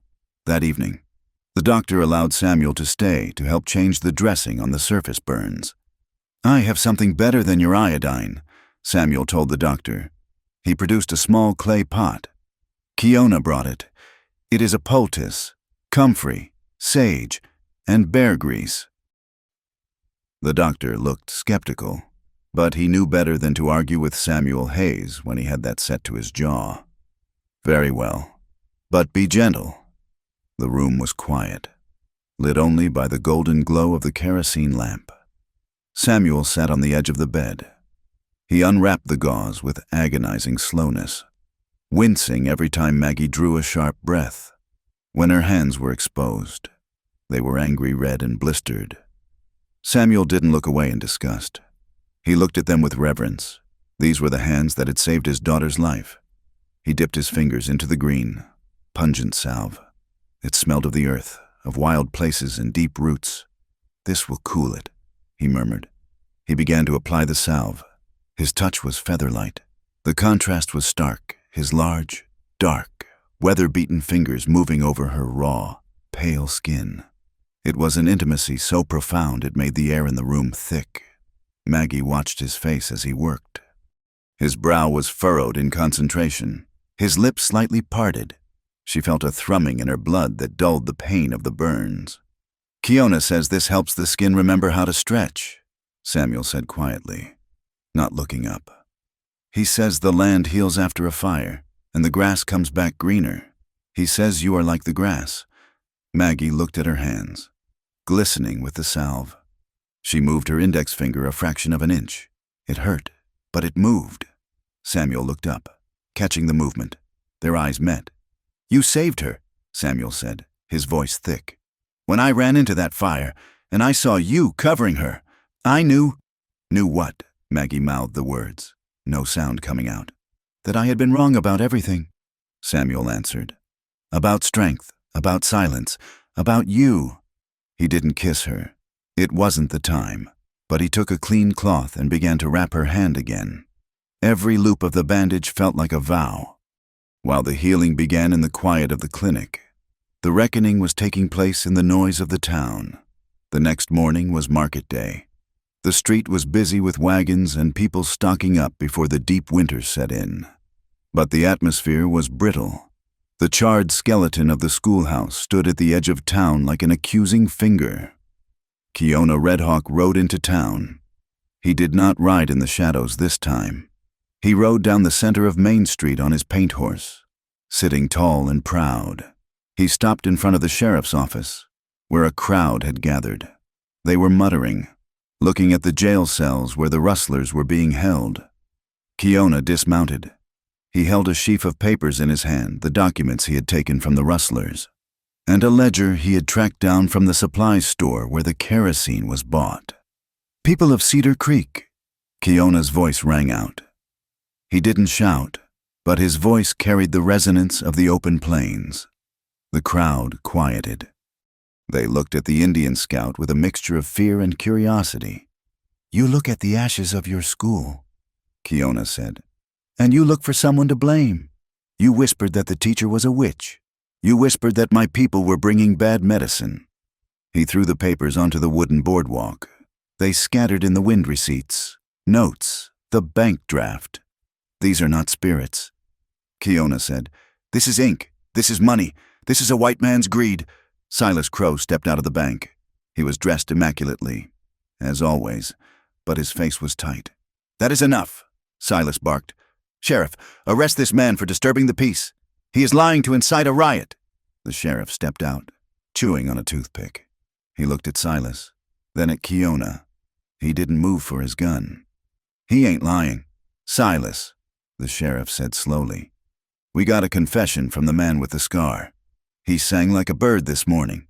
Said you paid him $500 to smoke out the teacher." The crowd gasped. The murmur turned into a growl. Silas paled, but he straightened his vest. "The man is a criminal. His word against a pillar of the community. I was merely trying to encourage the school board to relocate. The fire was an unfortunate accident. A maintenance issue." "It was no accident." The voice came from the other end of the street. Samuel Hayes walked toward them. He was not wearing his gun belt. He was walking with his hands open at his sides. He walked past the saloon, past the church, straight to the steps of the bank. The crowd parted for him like the Red Sea. They saw the look on his face. It was not the rage of a berserker, but the cold clarity of a judge. Samuel stopped at the bottom of the steps, looking up at Silas. "You burned a building with children inside," Samuel said. His voice was low, but in the silence of the street, everyone heard it. "I had no knowledge of the children being there late," Silas spluttered, retreating a step. "It was negligence on the teacher's part. She should have—" "Stop," Samuel said. He didn't raise his voice. He just cut the air with the word, "You want to talk about the teacher?" Samuel turned to the crowd. He looked at Mrs. Higgins. He looked at the mothers who had stormed the classroom. He looked at the men who had jeered at the wagon. "You called her a cripple," Samuel said. "You called her a witch. You said she was poisoning your children." He pointed to the blackened ruins in the distance. "When that roof fell," Samuel said, his voice shaking with suppressed emotion, "Maggie Doyle did not run. She threw her body over my daughter. She took the fire into her own skin to save a child who isn't even hers." He turned back to Silas. "And you?" Samuel asked. "You sat in your office and counted your money. You wanted the land. You wanted the water. Well, you can have the water. Silas, you can drink from the creek until you burst. But you will never, ever hold a head high in this town again." "She saved my child," Samuel roared, finally letting the thunder out. "She saved your children while you listened to this man and his poison." The silence that followed was absolute. It was the sound of shame. "Mrs." Higgins looked down at her feet. The blacksmith took off his hat and crumpled it in his hands. The truth, stripped of rumors and prejudice, was stark and ugly. They had been wrong. "Sheriff," Samuel said, turning his back on Silas, "do your duty." The sheriff walked up the steps. He took out a pair of iron cuffs. "Silas Crow, you are under arrest for arson and attempted murder," as Silas was led away, shouting threats about lawyers and railroads. Kiona stepped forward. He nodded to Samuel. It was a warrior's nod, respect given, respect received. "The wind changes," Kiona said. "Let it blow," Samuel replied. 3 days later, the sun came out. It was a weak winter sun, but it was bright. Maggie was sitting on a chair on the porch of the doctor's house. Her hands were still bandaged, but lighter now. She could move her thumbs. A wagon pulled up. It was the blacksmith, a burly man named John who had been one of the loudest voices against the silent teacher. He climbed down. He looked uncomfortable, twisting his hat. He walked up to the porch. "Miss Doyle." He grunted. Maggie looked at him, bracing herself for an insult. John looked at her bandaged hands. He looked at the schoolhouse ruins.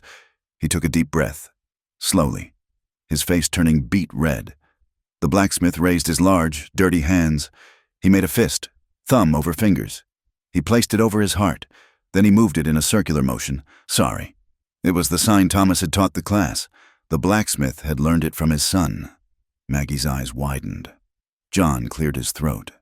Me and the boys. We got some timber. We're gonna start framing the new school tomorrow. Bigger this time. Brick chimney. He didn't wait for a response. He turned and walked back to his wagon. Maggie sat there, the tears freezing on her cheeks. She looked at Samuel, who was standing by the door, watching. He apologized, Maggie whispered, her voice a little stronger today. He learned, Samuel corrected. You taught him. The weeks that followed were a flurry of activity. The town, perhaps driven by guilt or perhaps finally inspired, rallied. The new schoolhouse rose from the ashes in record time. It was built of sturdy logs, with a stone foundation and a chimney that Kiona personally inspected. Samuel Hayes was at the center of it. He was no longer the recluse of the Double H. He was everywhere hauling logs, paying for nails, organizing the work crews, but he did more than build. One evening, at a town meeting in the church, Samuel stood up. The new school will be open to all, he announced. And I mean all. He looked at the back of the room, where a few native families, traders who camped near the creek, were standing hesitantly. I am setting up a fund, Samuel continued. Slate, chalk, and books for every child, and winter coats for those who need them. We will not be a town that shuts its doors. We will be a town that listens. He looked at Maggie, who was sitting in the front row. Emily on her lap. We have learned, Samuel said, his eyes locking with hers, that there are many ways to speak, and we are done being deaf. The applause was not polite. It was raucous. It was the sound of a community healing itself, scar tissue forming over the wound, tighter and stronger than the skin that was there before. Maggie looked down at her hands. The bandages were off now, replaced by light wrappings. The scars were red and angry, crisscrossing her skin like a map of the fire. Her fingers were stiff.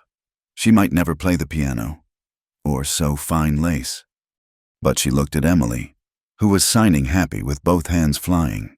Maggie raised her own hand. It trembled, but she forced the fingers to obey.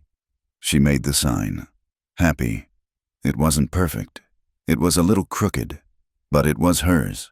And in the eyes of the man watching her from the podium, it was the most beautiful language in the world.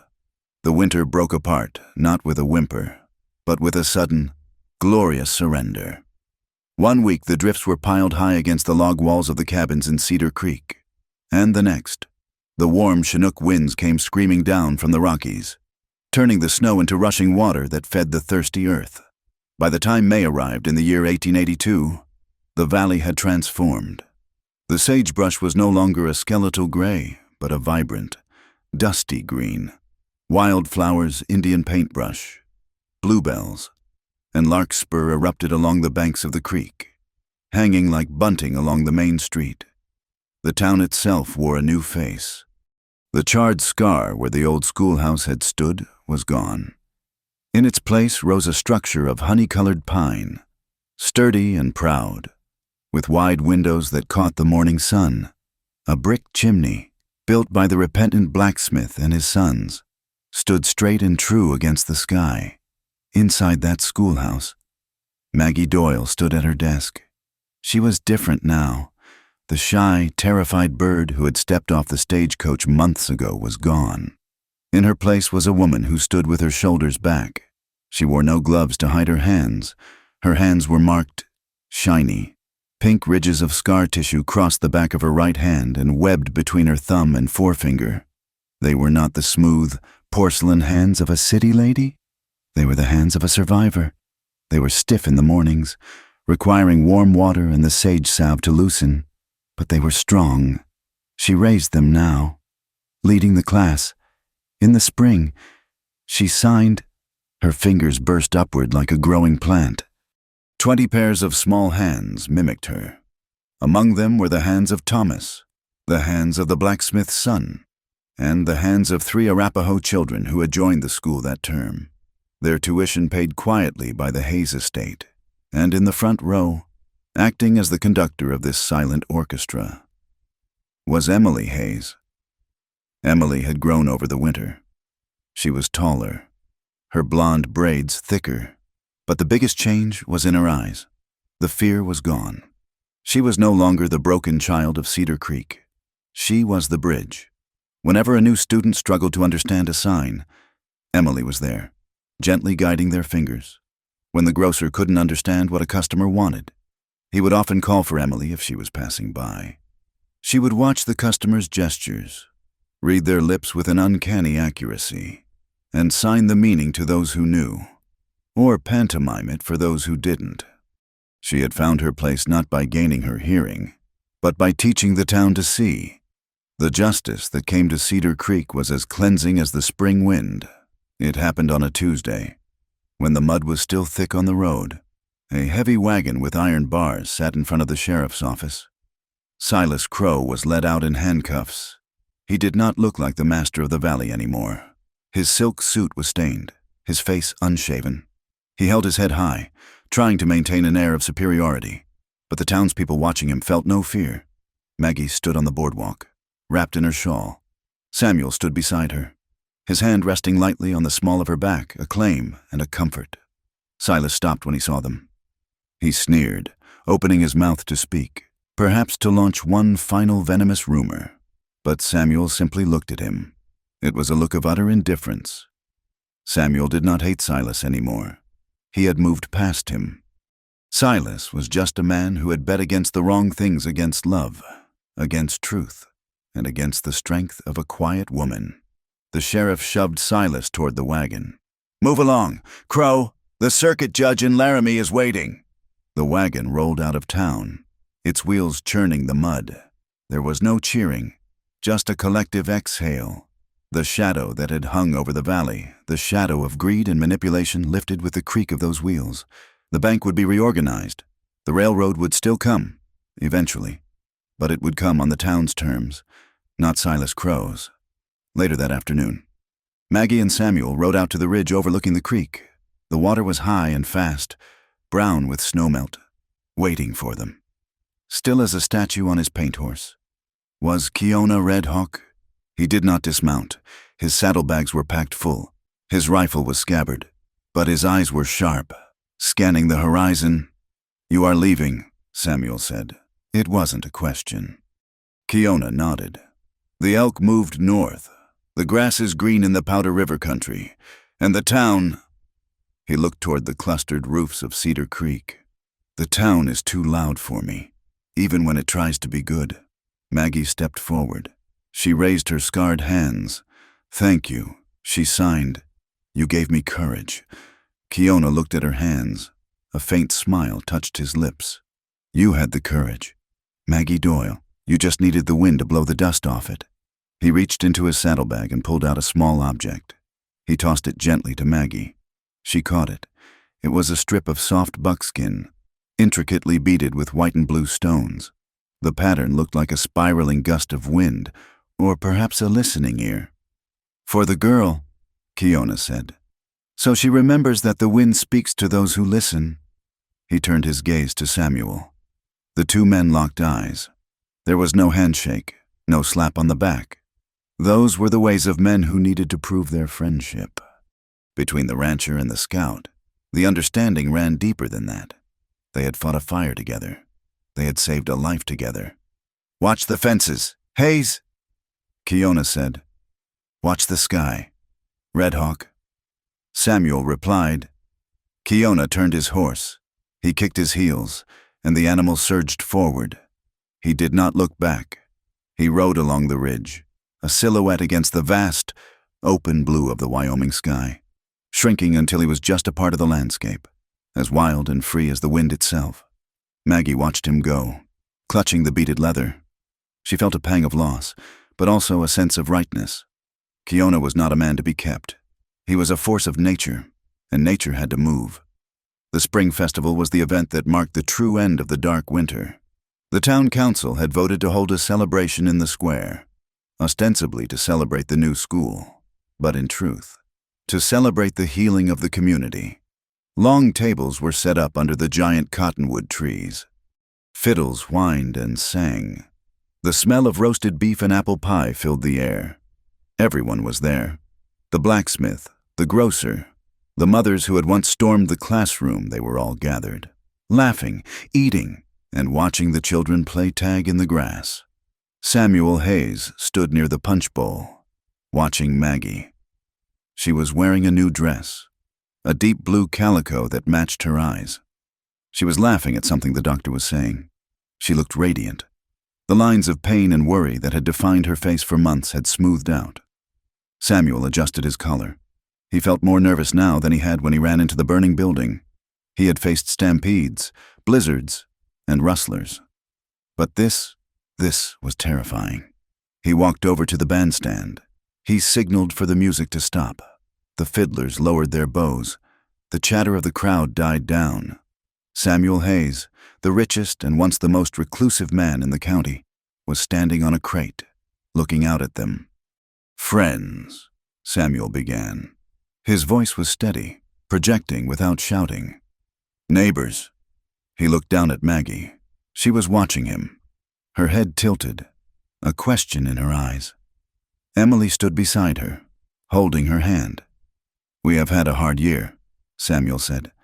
"We lost our hay. We nearly lost our school. We lost our way for a little while, listening to the wrong voices." He paused, letting the words sink in. "But we found it again," he continued. "We found it because a stranger came to town, a woman with a quiet voice and loud hands." A ripple of agreement went through the crowd. Someone cheered softly. "I used to think," Samuel said, looking directly at Maggie now, "that strength was about how much you could carry, how much pain you could swallow without making a sound. I thought I had to be a stone wall for my daughter." He stepped down from the crate. The crowd parted, creating an aisle between him and Maggie. He walked toward her. The sound of his boots on the packed earth was the only sound in the square. "But I was wrong," Samuel said, stopping 3 feet from her. "Strength isn't about hiding. It's about reaching out.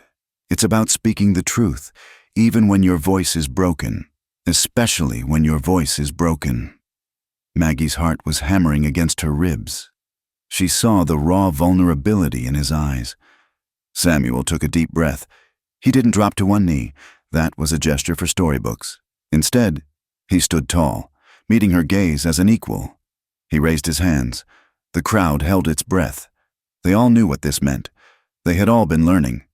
Samuel moved his hands slowly, with the deliberate care of a man building a foundation that would last forever. He pointed to himself.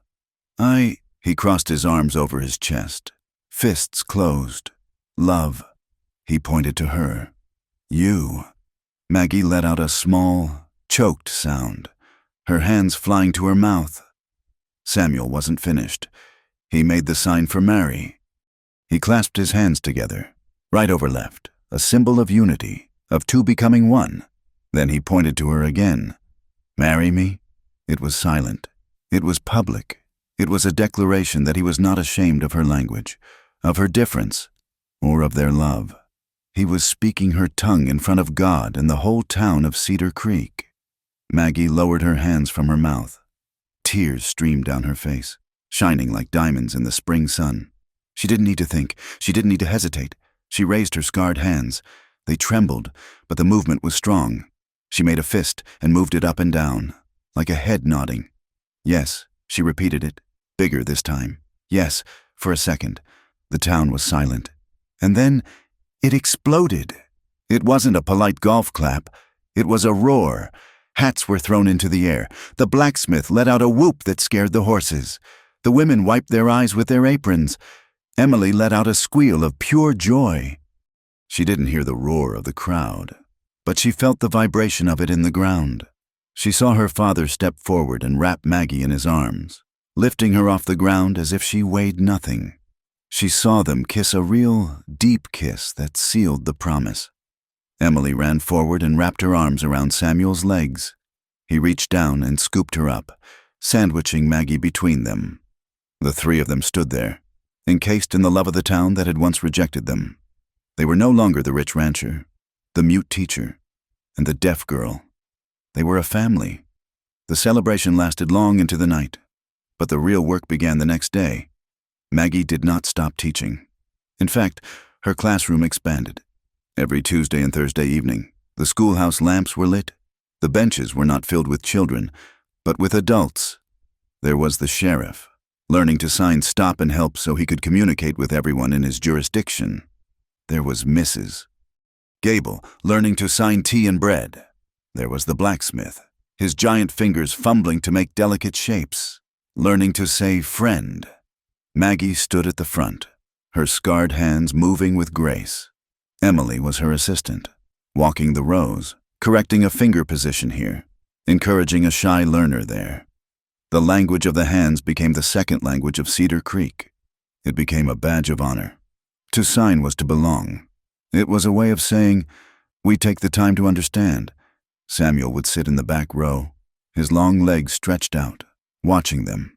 He saw how the simple act of learning to sign had softened the town. You couldn't yell in sign language. You had to look at people. You had to see them. You had to be present. Silas Crow had tried to divide the town with whispers. Maggie Doyle had united it with silence. The final image of the story was not one of stillness, but of movement. It was a late afternoon in high summer. The golden hour lay heavy and sweet over the prairie. 3 figures walked along the ridge that overlooked the valley. Samuel walked on the left, his stride long and easy. He wasn't checking fences. He wasn't looking for danger. He was just walking. Maggie walked in the middle. She held Samuel's hand. Her other hand held Emily's. Emily skipped along the path, swinging their hands. She stopped to look at a hawk circling overhead. She let go of their hands and signed, bird, high, free. Maggie smiled and signed back, yes, beautiful. Samuel watched them. He looked at the vast expanse of the west stretching out before them, miles of grass, mountains, and sky. It was a hard land. It was a land that could burn you, freeze you, and break you. But as he looked at his wife and his daughter, communicating in the quiet language of love, he knew they could weather anything. The wind kicked up, rustling the sagebrush, playing with the hem of Maggie's dress. It was the same wind that had brought the rumors, the same wind that had fanned the fire. But now, it was just the wind. It carried no threats. It carried only the scent of pine, the promise of rain, and the silent, enduring song of a life built on listening. They turned and continued walking, 3 silhouettes against the blinding gold of the setting sun, moving forward into a future that was wide, wild, and completely, beautifully free. Thank you so much for listening to this story. I hope you enjoyed this journey to the Wild West and the story of Maggie, Samuel, and Emily. It has been a pleasure to bring these characters to life for you. I would love to know where you are tuning in from. Are you listening while driving through the countryside? Relaxing at home in the city? Or maybe you are on your own adventure? Please leave a comment below and tell me where you are listening to this story from. I read every comment and love connecting with you all. If you enjoyed this tale of love, courage, and the power of silence, please consider supporting the channel. Subscribe to Wild West Tales, hit that like button, and smash the hype button to help this story reach more people. Your support helps us keep the campfire burning and the stories coming. Until next time, keep your powder dry and your heart open.